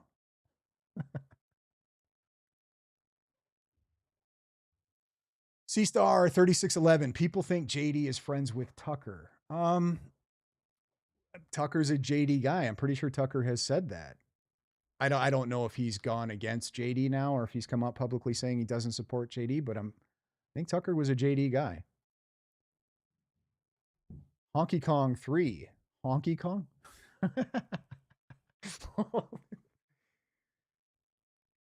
Let me pull it together here. Before you talk Hot Robinson, I imagine Fens routinely asked everyone, was Charlie Kirk upset with anyone? Would anyone want to harm him? Y'all know the protocol, so Andrew was being honest, no stone unturned. Yes, I mean, that's a pretty good argument in the case of Andrew Colvette that he actually did turn that over to somebody in the government because he wanted no stone unturned. Yes. But they also use that as the argument is like, well, why is Andrew Colvette suspicious of this text message if he doesn't think that maybe Israel was involved in some way, shape, or form? And then I would come back and ask, why didn't Andrew turn that over to the FBI or to the Utah state authorities? Why did he give that to Joe Kent? Now, I don't know that he didn't, but Andrew Colvette has not said that he didn't give it to the FBI, but he didn't say that he did either. He just said Joe Kent. So yeah, like there's some questions. There's definitely questions.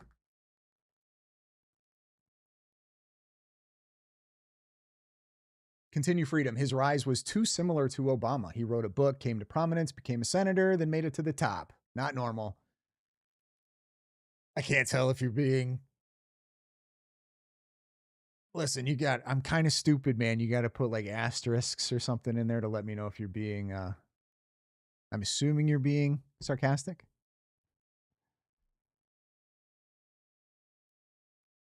But I'm dumb, so I need help. Bumps Johnson, Rage Bronson. My distrust for JD stems from his TPUSA speech, pushing back on Ben and protecting right-wing crazy while criticizing left-wing crazy. He needs to prove he can lead. Okay. Yeah, I don't really have any pushback on that. Fair point.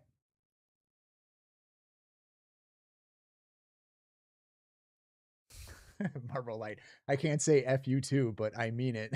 All right. Well, as long as we're on the same page, Marble Light, that's all that matters. Monkey Kong 3 great. Yeah, some of these names catch me off guard, trying to hold it together and be super serious here. The eclectic journalist. JD is backed by sketchy people, the ones who put him in there. How do you think he got VP so quick? Yeah, but the same people he's backed by, isn't Trump also backed by them? So does that now make Trump sketchy? You know what I mean?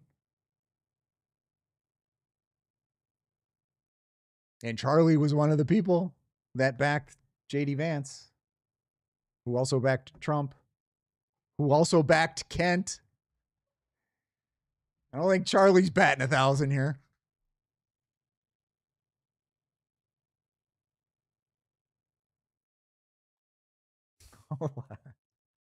What did I miss?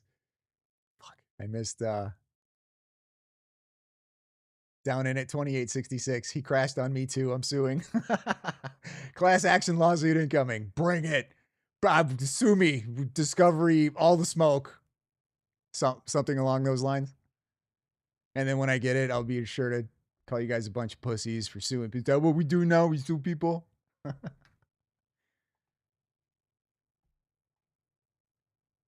Bellitalia says, just like Trump can tell Elon to F off, can JD?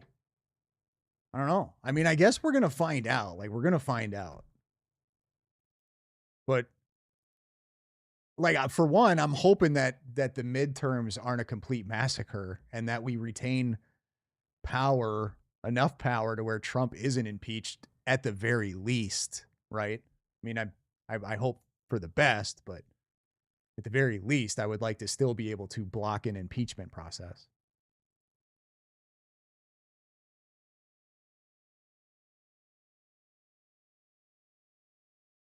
Tucker told Trump to pick Vance. Who is Tucker Carlson? So much power.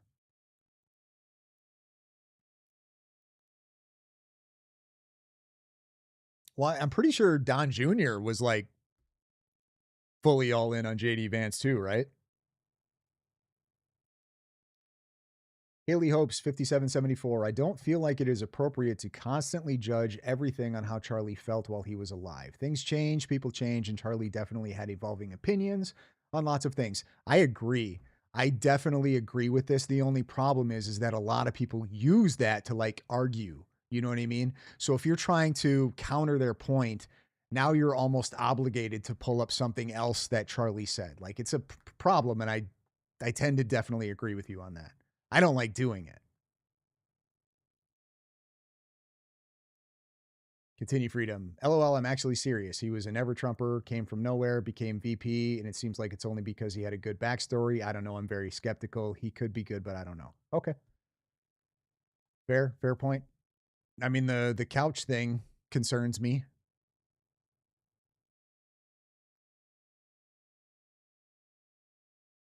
I mean, I don't like, I'm not really sold on JD Vance or Marco Rubio. Like I'm not a Rubio guy. But if it ends up being JD Vance or Rubio versus whatever the hell the Democrats have, like I'm not voting Democrat, guys. I'm going to vote conservative.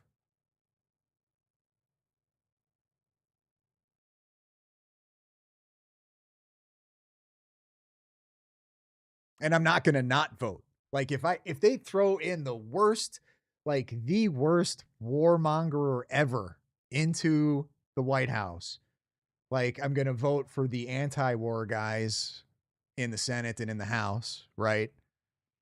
To try to combat that. But like I know where the left gets us, and that's a road I would prefer to not go down. I like the Second Amendment.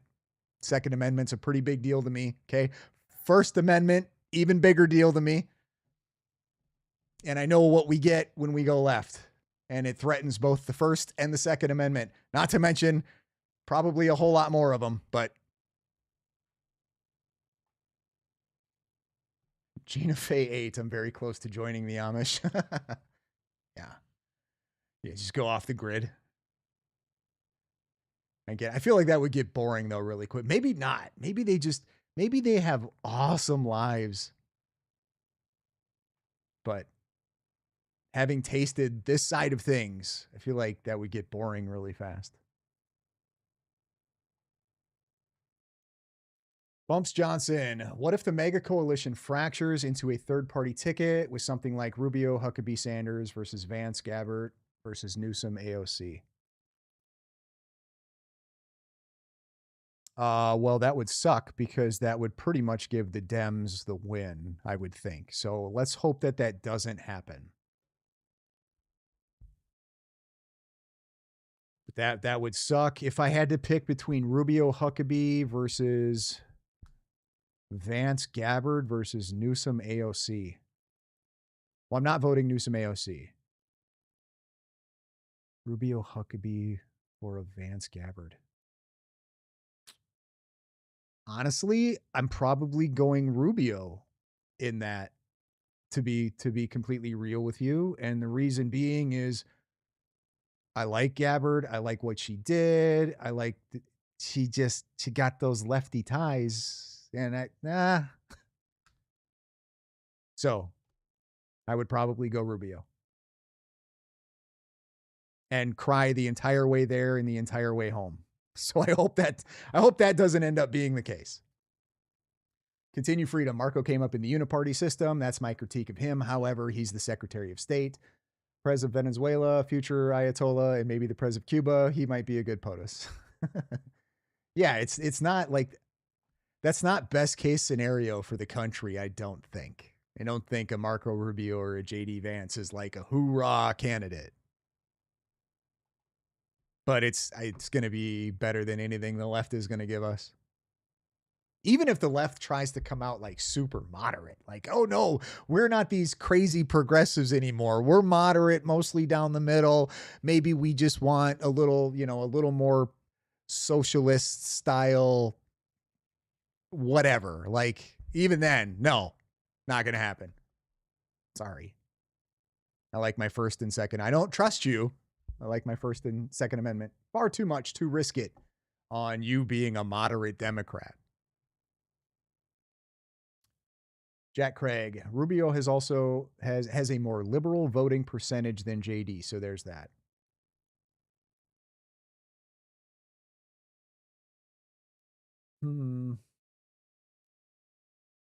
During, yeah. No, you kind of got me on that one. But when, what times, who is, you know what I mean? Who was in power? The whole politics thing is a game. There's going to be people that flip flop, or that, you know what I mean? Like, if I can get your support on this, I'll support you on this, or whatever, all that.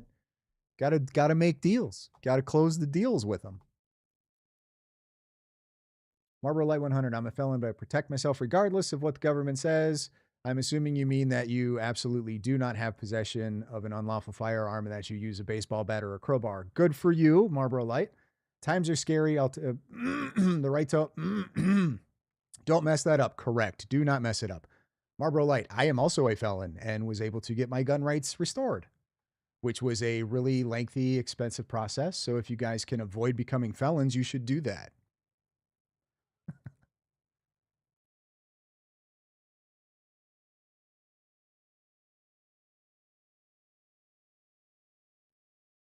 Bellatalia. Continue freedom. I agree again. You said it perfectly about both JD and Rubio. Yep, I tend to agree as well. Colors Flight. Rubio over Vance. He is the devil. We know nothing about JD. Okay, so Rubio is the devil that we know, and JD Vance is the devil that we don't know. You don't sometimes just want to take a risk on the devil you don't know, though? We did with Trump. Twice. Donnie Mac 420. A lot of the poor people like money for the stability, but our world doesn't revolve around wealth. I'd like to think JD will do the right thing, but who knows?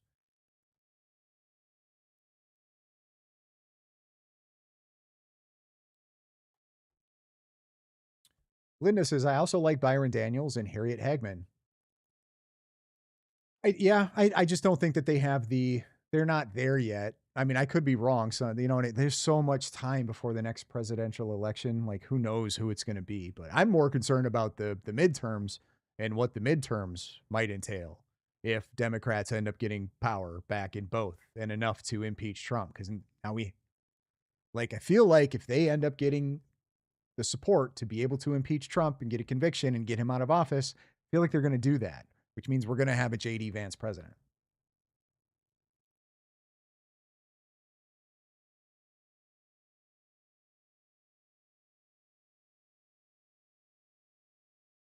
Continue freedom. JD was a senator for 2 years, not much of a track record. Trump never held political office ever before he got president, though. Granted, he was famous. Everybody knew who Donald Trump was. And he had been talking politic shit for years before that. But he had never held political office.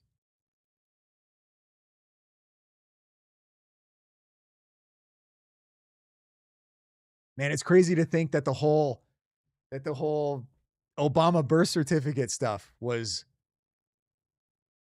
like over 10 years ago. That's whew. Time flies, guys. Con. Hey, what's up, Con?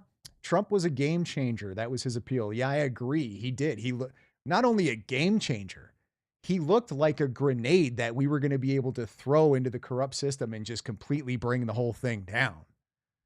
That was one of the biggest things I got excited for. I did not vote for Donald Trump in 2016. I voted third party because I was on this, I had this stupid mentality that I need to show them that we need third party support because somehow that's going to change the game, as if they wouldn't just end up becoming corrupted as well, which power does, right? Like we know that. We've known that for a while. Power corrupts in absolute, power corrupts absolutely. So I was on that stupid kick. And in 2020, I was like, oh, wait a minute. The left is this crazy? Nah, Trump. And that's probably just where I'll stay for the rest of my life now.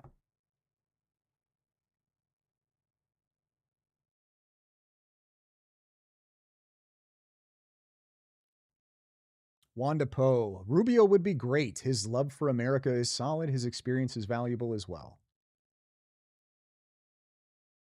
Yeah, I've noticed there's a lot of Rubio fans. A lot of Rubio fans, which I mean, it's like, I'm not going to die on this hill of being anti-Rubio. That's not going to happen. I am not as enthusiastic about Marco Rubio as a lot of you seem to be. Marlboro Light 100. Trump was lightning in a bottle. He was a chance to reset the status quo. I'm concerned we have backslid too far. I agree. I do not. Hey, look, Marlboro, we found something we agree on. Maybe no lawsuit now.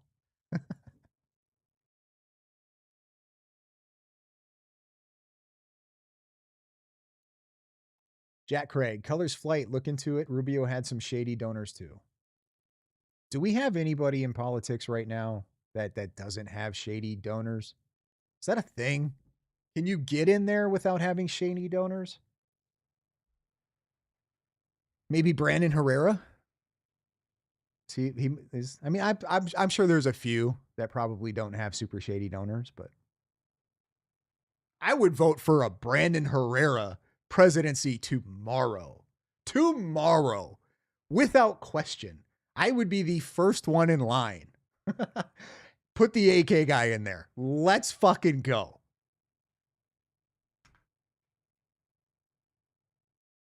Get the YouTuber in there.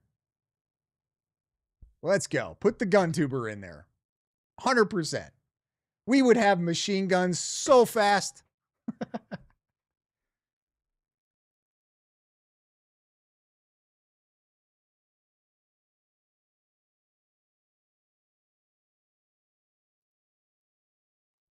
Brandon Herrera. Yes, he does. Yes, he does. I'm so glad he won his election. I don't even care how he won. It wouldn't matter to me if he cheated, if he stole it, whatever. I don't care. Get that dude in office. Marlboro Light, let's have a debate face to face and maybe I'll dead the lawsuits. You have come to me. You have to come to me though, like Candace and Erica. I will book my flight right now.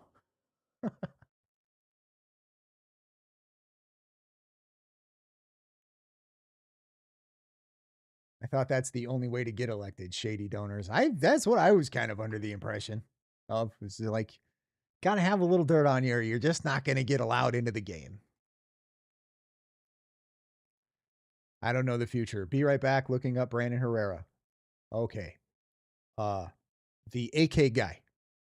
That would be, go to YouTube, go to his Twitter. I can't imagine a world where he actually ends up trying to run for president. I just don't know if he has that in him, but I sure hope he does. I sure hope he does.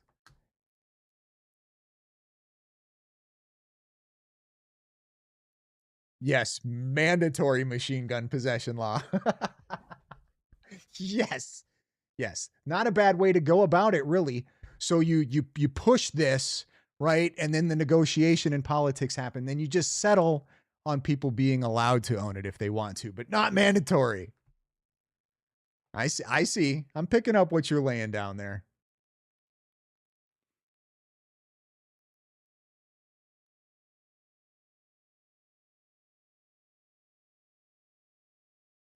Marvel Life. Brandon just did a video with Jake Shields. Not a good look. Brandon is not gonna. You're not. That's not gonna happen. You know what I'm saying? Brandon is now a politic. It's gonna play the political game. He's not gonna completely ostracize an entire side of a voting base. That would be stupid. I didn't see that though. I'm gonna have to watch that. I mean, I'm not gonna lie. You got me a little concerned now. You got me a little concerned. But at the same time, like those guys kind of love him too, right? Because of the whole Mein Kampf thing, and so.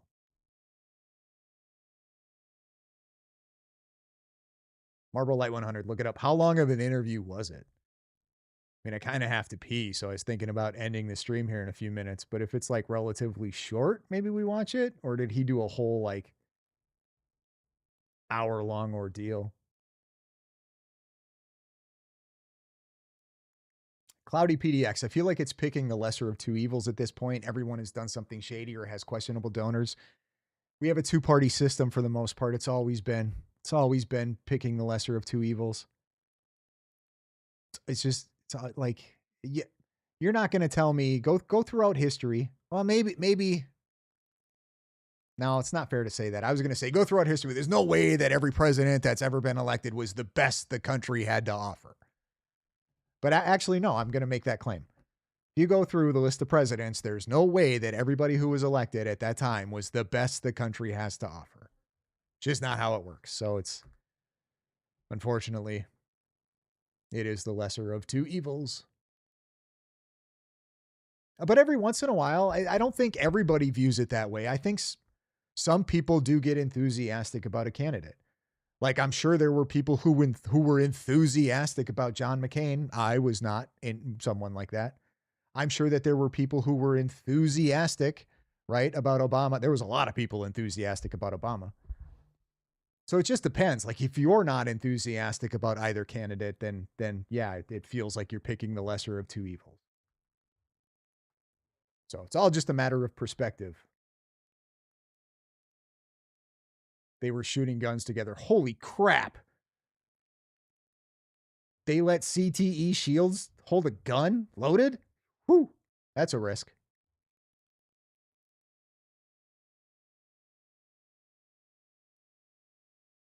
Colors Flight. Trump will back whoever and everyone will vote for that person. Maybe. I mean, Trump has endorsed people that lost elections. But I also think it depends on like how everybody's feeling about Trump when he endorses somebody. If everybody's mad at Trump and he endorses somebody, it doesn't seem like they're real motivated to go out and try to elect the guy that he endorses. But if Trump is saying all the right things and doing all the right things, well, then it sure seems like, yes, let's back this guy. So it just depends on Trump. Jay Lopez, thank you for the $10 super chat. My state of New Mexico is a prime example of generational Democratic failure.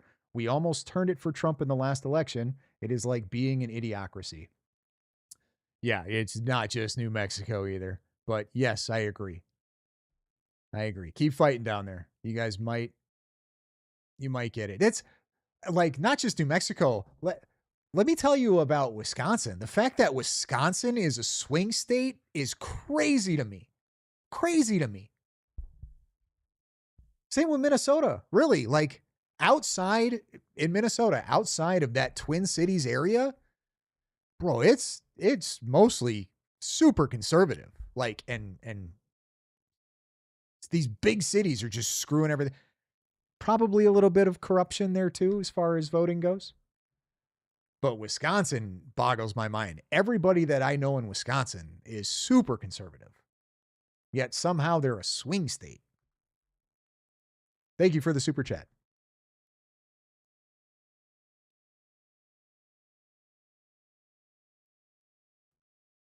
Nope.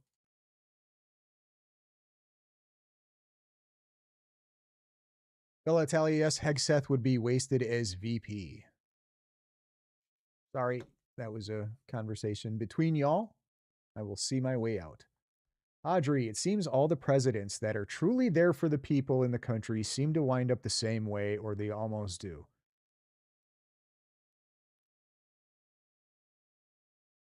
Do you, what, how do you mean? It's tough because there's just so many different agendas that people have. You know what I mean? Like there's no way that any president ever is going to get elected and they're just going to be able to do 100% of everything they want to get done. It's just not going to happen.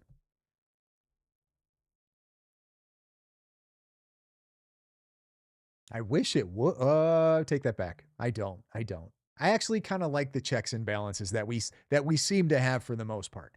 Even though it might allow us to not get a whole lot of things done, it also doesn't allow the other side to get a whole lot of things done. So there's a silver lining there.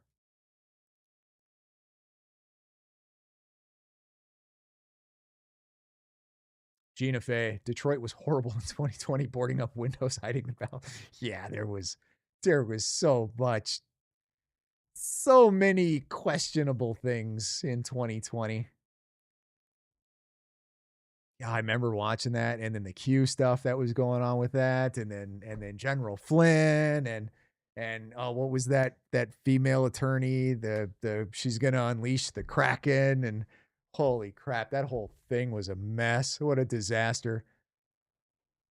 What a disaster. It was fun to watch, though. I'm not gonna lie, that was entertaining. Roseanne was great during that time. Trump's still the president. He's still in charge of our military.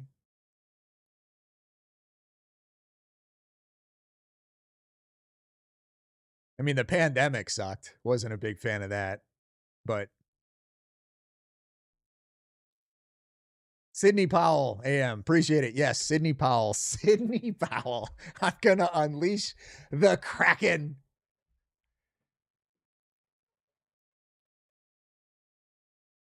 I was hoping. I was like, oh, shit. Oh, shit. What does Sidney know? Drop it. Yeah, nothing. And then you had, oh, man, former mayor of New York, Rudy Giuliani. Old Giuliani coming out and sweating out his hair dye. Whew. Hopefully I can never have to remember any of that again. I blame you guys for making me go back through all of that awfulness.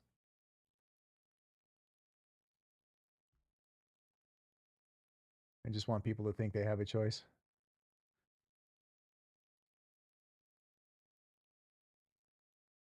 Audrey, I mean Reagan, Lincoln, JFK, Trump. Well, yeah.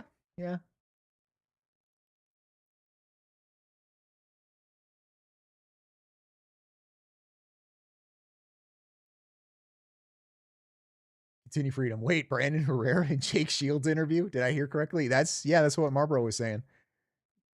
You'd better off streaming with an AI Stalin if you need those crazy votes. I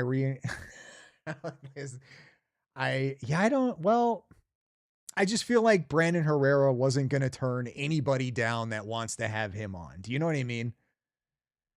I don't know if it was after he basically won his election or if it was kind of during the process. Like, I just don't think he was going to turn down anybody. I think he was going to go on whoever was willing to have him.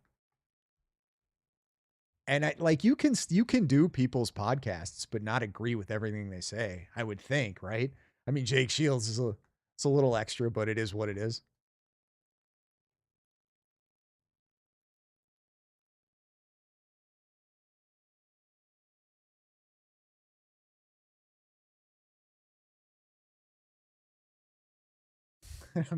Bella Talia, what did you all watch earlier? Anybody been watching Candace lately? No, I haven't been. Can't you tell? I've been smiling a lot during this. I have not been watching I catch the clips. Now I just catch the clips on X and see what crazy she's saying. Joe Kent never leaked into me that I was using to harmfully attack Erica Kirk. What? What'd you just say? I never even talked to Joe Kent or knew who Joe Kent was until after 9/10. What? What did you just say? Yeah, she's even Joe Kent's even got Candace Owens going on the defense here. Like he's just stirred up a shitstorm for her too, it seems. Pretty funny. Not gonna be like good. I didn't talk to Joe Kent till after Charlie was killed. Like, did you just admit to what?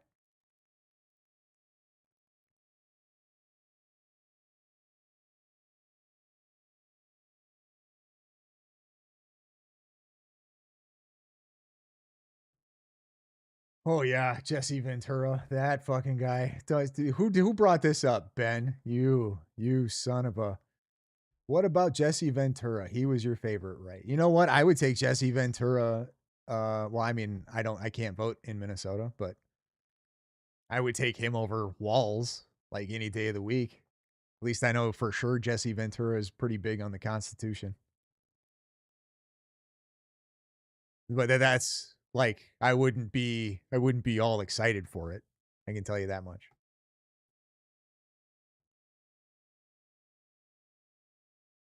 Yeah. Down in the Baja. Fucking Jesse. I was a resident of Minnesota at the time that he was elected governor. It was a pretty big deal. It was a pretty big deal. It's pretty crazy. Pretty crazy thing. Holy crap, a third party candidate won governor of Minnesota.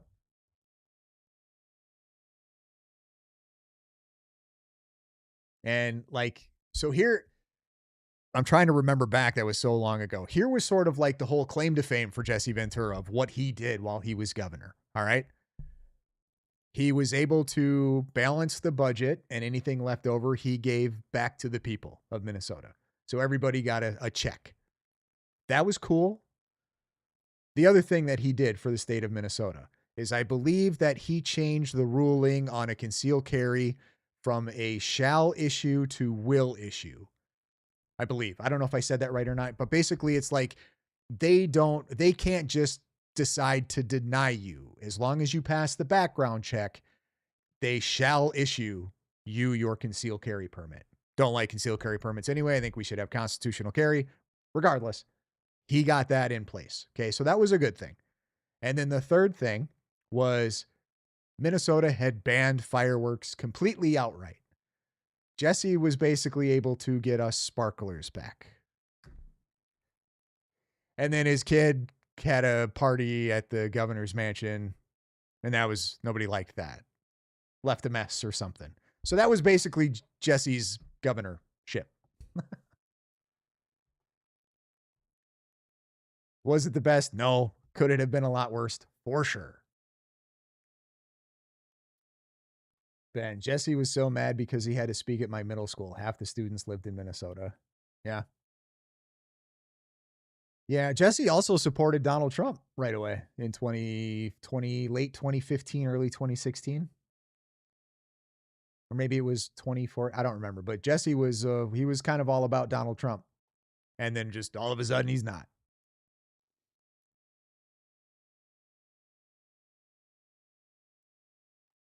I don't know the future. May issue to shall issue. Yeah, so I think it just went from, because it was a may issue, and then Jesse got it changed to a shall issue, which means as long as you pass the background check and the whatever, the shooting test, whatever, they have to give it to you. Continue freedom. Jesse was nutty as squirrel turds, but sometimes that works in our favor. Yeah. Yeah. I mean, as far as Minnesota governors go, he's probably one of the best ones, which isn't saying much.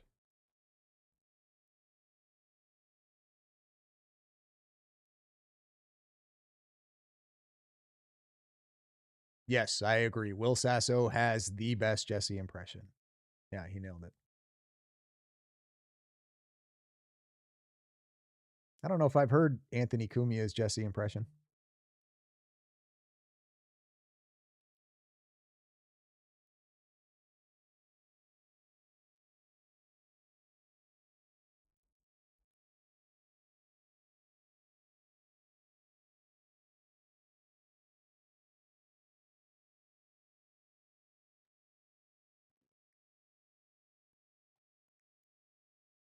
Well, I mean, what the hell? Was it just Brandon Herrera, Jake Shields?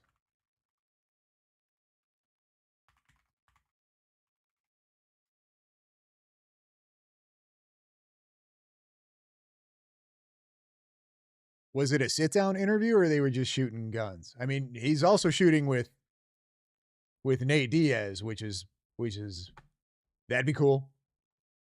That'd be cool. I like Nate. I'm a little older, so I'm more of a Nick guy, but I like them both, Diaz brothers. Mojo, Jojo.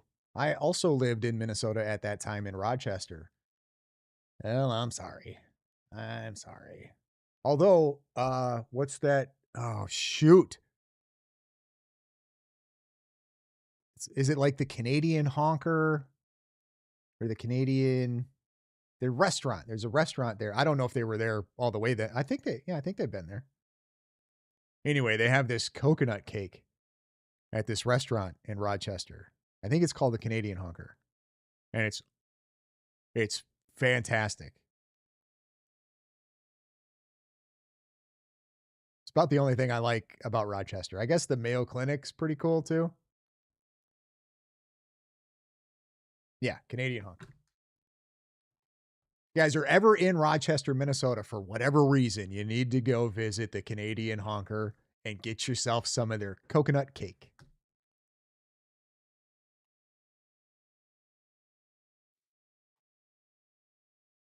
You go in and I'll go. I need backup in case we got to trade out. No, we got plenty of ammo. There's plenty of ammo. Yeah. Perfect.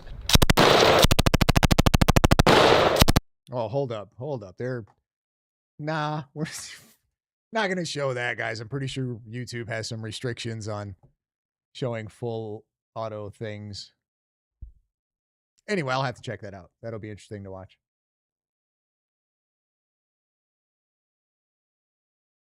Naked for Freedom was there at Mayo. Fun times. Yeah, I doubt that. I can't imagine that's a fun. Nobody goes to the Mayo for fun.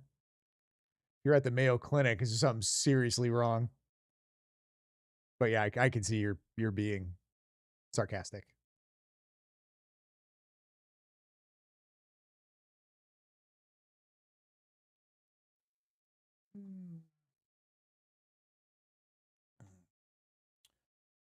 Jack, my brother is a retired border patrol in Minnesota. Nice. I mean, maybe not nice. Like, is he still living in Minnesota? That would suck. Audrey Unfiltered Coconut might have to pass on the cake. You don't like coconut? I've never understood how people could not like coconut. That is crazy to me. Coconut is so I mean, not necessarily like by itself. Like, I'm not just cracking coconuts and scooping out the meat and chomping on it, but like the flavor of coconut, oh, so good.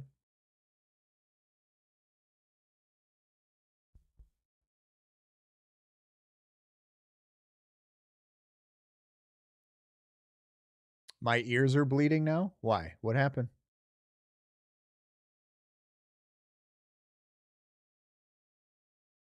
Mojo, Jojo. Yes, Canadian honker.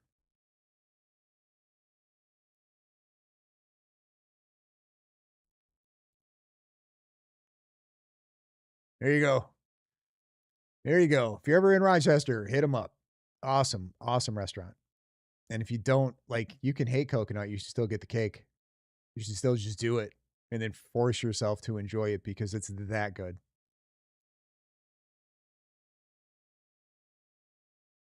Well, be sure to tell him that we're all very sorry that he still lives in Minnesota.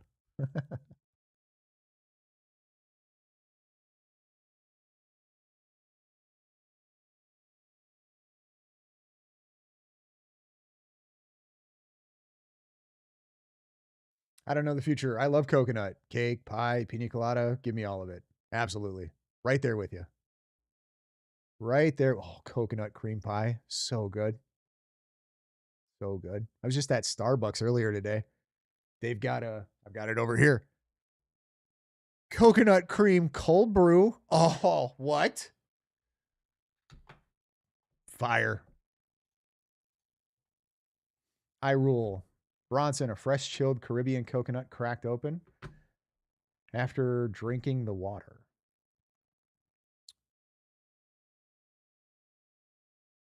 You mean like just straight up, you just drink the coconut water and then, I haven't done that. I've drank coconut water, but I haven't drank it out of a freshly cracked open coconut.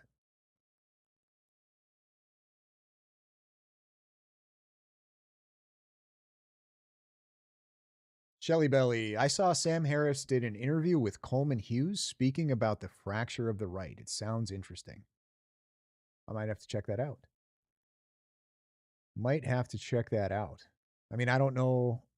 I'd be curious as to like what they say that like people like us aren't already aware of.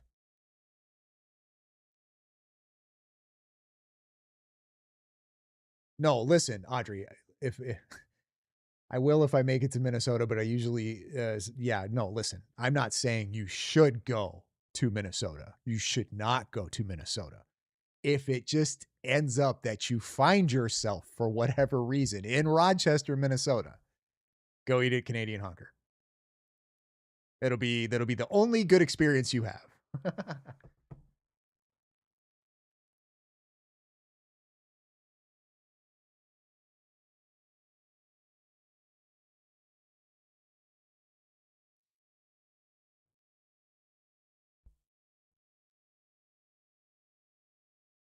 Old mean lady.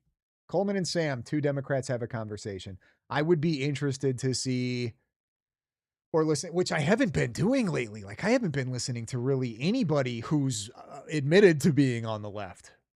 Should really check and see what they're saying, if anything, about everything that's going on. I would assume they have some opinions, but at the same time, I feel like they wouldn't want to rock the boat too much and just let the right destroy each other all by itself. So should probably maybe look and see what they're saying.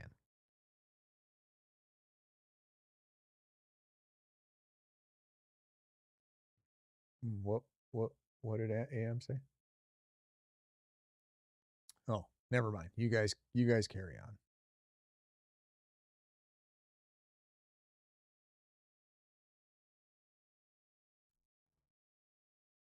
Oh my God. I've been going. What is this? How long has this been going? I haven't even been watching. Almost 4 hours.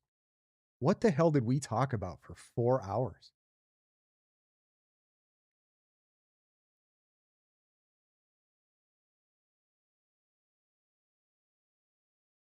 What did we talk about for 4 hours? Was it, how long was that Joe Kent segment? That couldn't have been.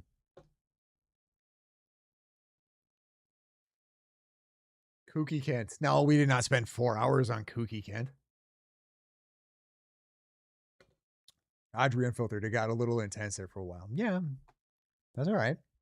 That's fun. Be boring if I just agreed with all of you guys and you just agreed with me all the time.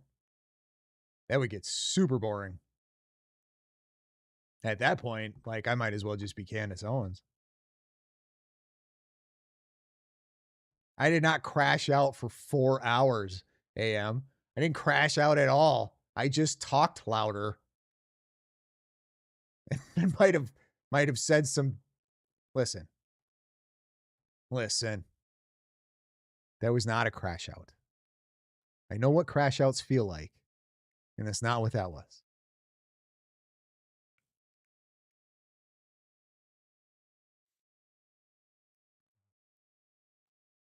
Well, you stopped and crashed out for a rage fest every 5 seconds. No, I didn't. I did not. I disagreed with opinions.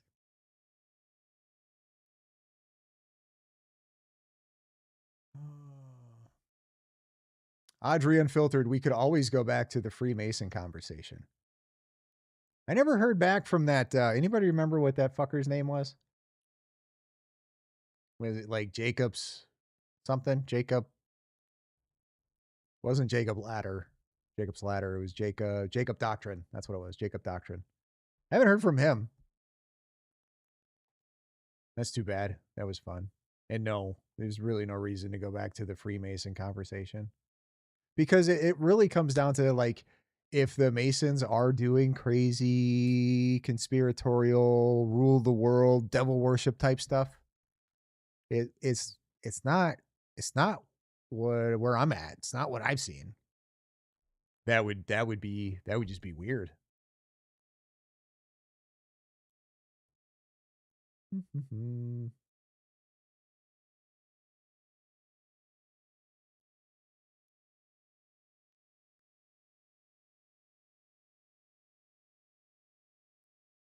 We were only saying crash out because you're saying it wasn't. Yeah, I know how the game's played. It's part of the fun.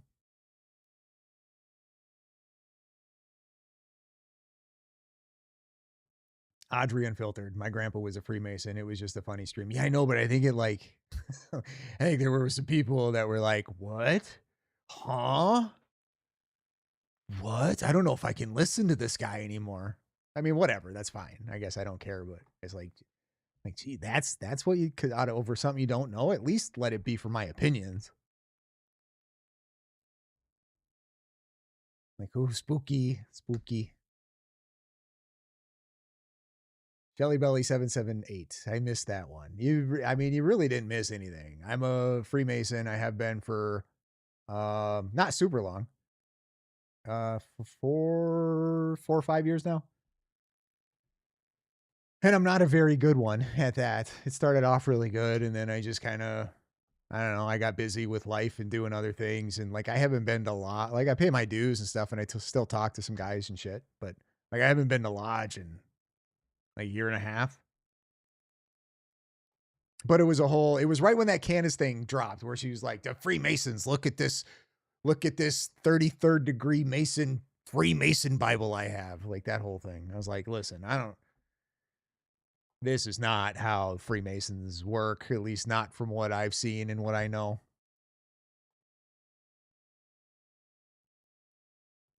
No, I wanted to become a Freemason because of all the conspiracies. I was like, I'm gonna get in there, I'm gonna infiltrate them, I'm gonna learn all the secrets, and then I'm gonna expose them. Yeah, all their secrets are already on the internet, and they're not the conspiracy secrets. Like they're real. Everything is on the internet. Like you can go you can see what the inside of lodges look like, right? You can see the Bible, you can see, which is a King James version, by the way.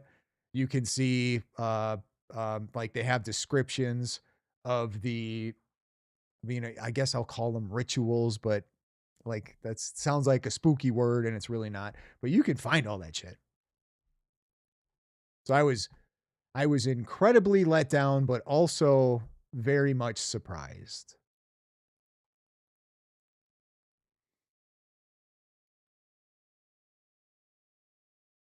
Like the initiation part of it was awesome. It was very cool, very fun, very entertaining. It was everything I wanted it to be. But there just weren't any like great secrets. Oh, here we go. Thank you, Down in It, for bringing up Albert Pike.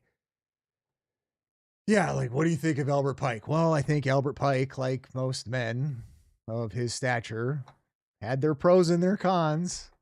And then it was, yeah, but he said this about Lucifer. It's like, listen, this is in the 18 something, like, and you have to go through and understand context. Oh, by the way, here's a YouTube video, sir, that explains really well the context of what the hell Albert Pike is talking about here and how far off you guys are with your conspiracy. And then, oh, we're just not going to watch that because we don't believe it. It's like, yeah, that makes sense. That makes sense. You're going to pick and choose what you want to believe. It's all good. Oh, and by the way, he was a slave owner. Like, oh, here we go. Like, I'm sorry that he grew up in that time period and had those beliefs, which everybody in the country did at the time. Like, nothing I can do about that. Let's tear down his statue. Oh yeah, they did that. Secret handshakes. Yeah, those are all out there. They're not really much of a secret. There's yeah, they're all out there.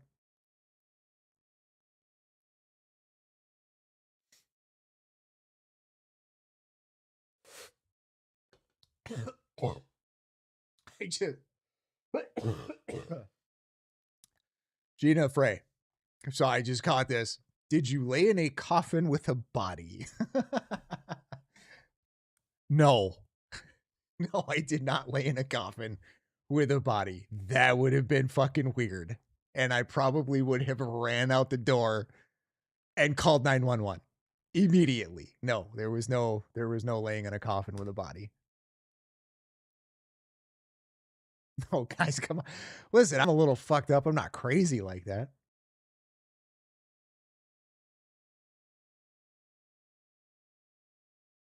No, that would have been like, I mean, there's probably other things that would have drawn a line for me, but that most definitely would have been a line where I was like, yeah, no, I'm out. I'm out.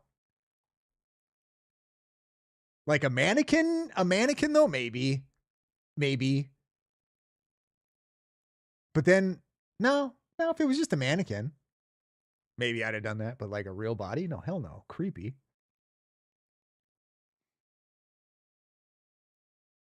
Shelly Belly, what kind of question is that? I don't know. Did you just make that up on your own, Gina, or like did you hear that as like a conspiracy somewhere on the internet that you have to lay in a coffin with a body?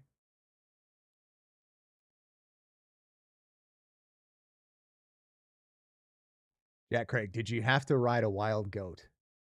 No, there weren't. There weren't any goats in Lodge. No, I don't even know if I could ride a goat. I would try, like I would have. I definitely would have tried.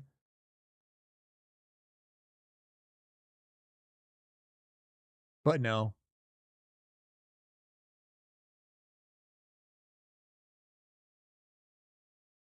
Not a living body.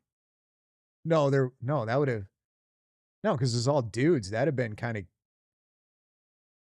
you know what I'm saying. They're not gonna lay in a coffin with an alive body. Uh-uh.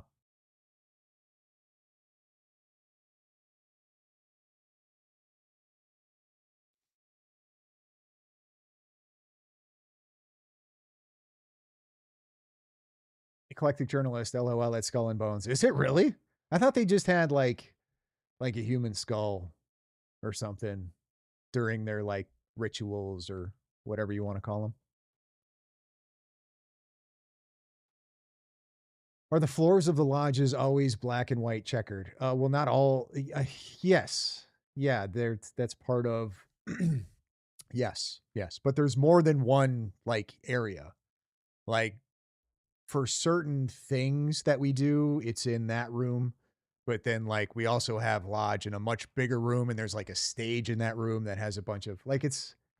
I don't even know how to put it, guys. It's cool, like and the whole concept behind it is a brotherhood and a fraternity, you know what I mean? So like if I'm traveling, I can go to lodge wherever it is that I'm traveling, and I already have something in common with somebody there, and they're going to treat me. It's like, I mean, I don't know if you can necessarily, some people can do that probably with churches and stuff, but for the most part, like it's a brotherhood. Like I could be in a different state and I could go to lodge, figure out the lodge schedule, go to lodge, talk to people, meet some people, end up going out to dinner.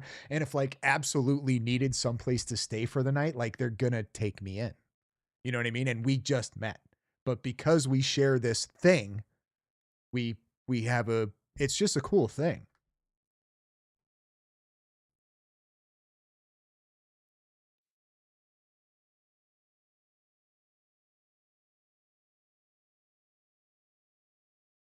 But I also have that in a motorcycle organization that I'm a part of too. Same idea. If we have a chapter in whatever state and I just happen to be in that state or I'm going to that state, like I have a place to stay, I have people to hang out with, even if I don't really know them, because I'm part of, we just accept each other.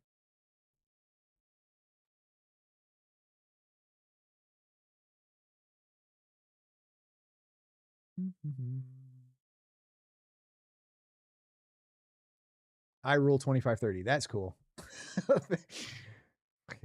Well, fuck you too. Like, that's it. That's all you got. That's cool. Cool story, Bronson. Maybe that's not how you meant it. It's just how I took it.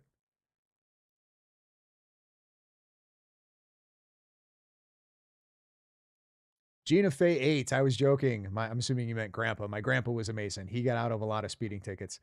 I have yet to be able to get out of shit because I was a Mason.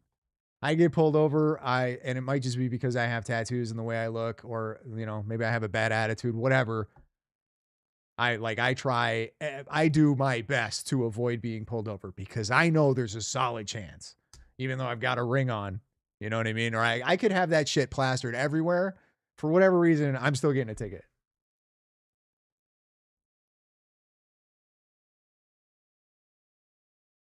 Ramsby fan. The truth is much more boring and doesn't get as many clicks. Yeah, it really doesn't. I'm sorry. I really meant it sincerely. All right. Well, I'm just going to pretend you didn't and that you were being a smartass because it's way funnier that way.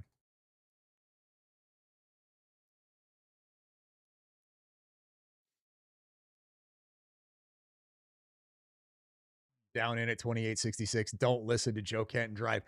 No, don't live stream and drive. I could listen to Joe Kent talk shit all day and not feel anything one way or the other. But if I get in here and I got to listen and pay attention, and then I've got like a thought process going and an idea that I want to share, and then I get some of you fuckers in here coming back at me, then, you know what I'm saying? Well, now we have a discussion.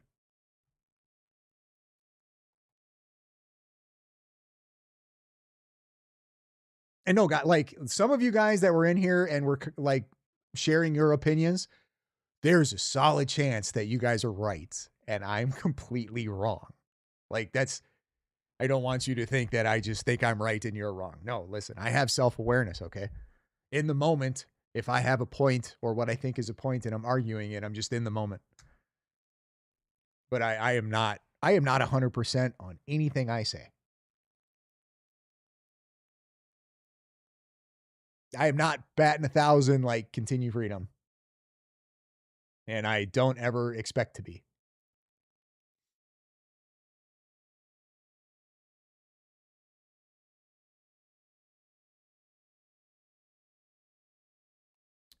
Wanda Poe, Fridays with Frank. Frank would like you. Who are you? Are you talking to me? I don't know who Fridays with Frank is. And if Frank would like me, I'd probably like Frank. Gritsnitch, I asked AI if it's typical for the director of, I'm assuming, national intelligence to be involved in a murder case. Answer is it's rare. Yeah, I hate asking AI questions. I feel like it's so unreliable.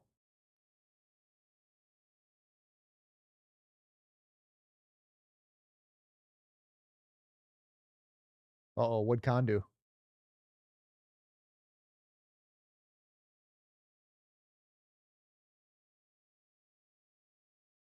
Hey,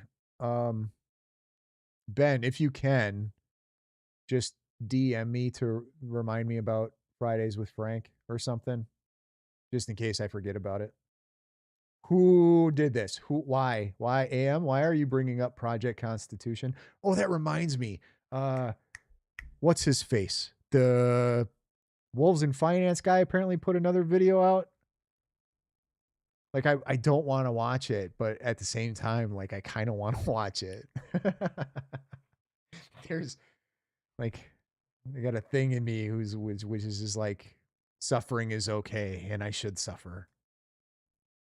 So I don't know. I might end up watching that. I don't know if I'm going to do a video on it necessarily, unless it's absolutely terrible, maybe. But why are you bringing up Project Constitution? What did I miss? Eclectic journalist. LOL. I'm always right most of the time. Yeah, I think I'm right sometimes. And I sometimes I am right, but there's plenty of times where I'm going to be wrong.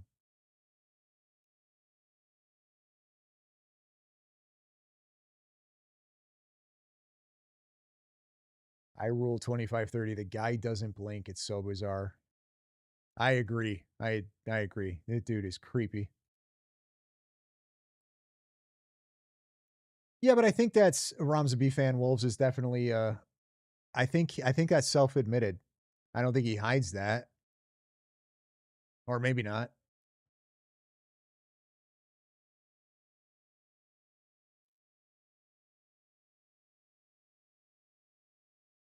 Down in It brought his name up. I just responded. So it's Down in It's fault. What did you?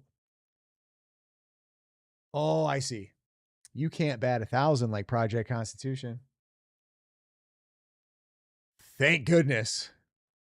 Thank goodness I can't bat 1,000 like Project Constitution. I would prefer to not get cease and desist letters. If that's what batting 1,000 gets you, I'm good.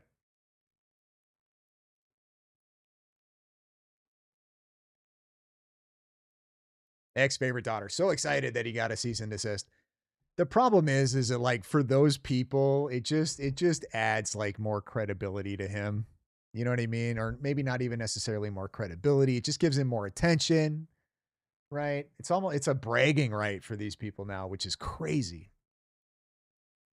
Like, how look at me. I got contacted by attorneys because I'm lying. How cool. They told me I got to stop telling lies. Yay me. What? That's a weird flex. Down in It. Don't be jealous. Yeah. All right. You're right. You're right. You're right. I would love to have all of those absolutely retarded people following me. That would be so great. Oh, how amazing. I mean, it'd be cool for the money, but like, oh man. Like, try to be objective with those fuckers. They will. I just know some things about some people that tried to do that and it didn't go well for them. And they got really scared because they thought they were going to lose all their money. So they better just fall in line. So yeah, no thanks. No thanks. No amount of money is worth that. Hard pass.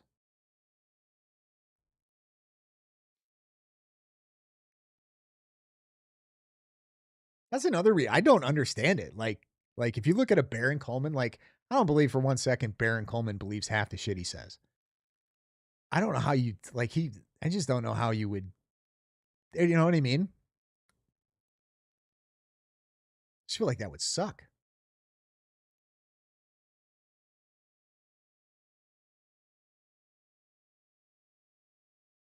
Oh, I already showed that one. I'll come back to listen to the parts I missed. So like the first like 5 or 10 minutes of the stream was not good because my mic wasn't working. And I had to take a second to figure out what was going on. So just a heads up. In fact, when I'm done here, I think I can edit. Maybe I'll just edit that out. Speaking of being done, guys, I think we're going to call it a night. I've got to go to the bathroom so bad. I've got to go potty. So, anybody who sent in a super chat, I truly appreciate it.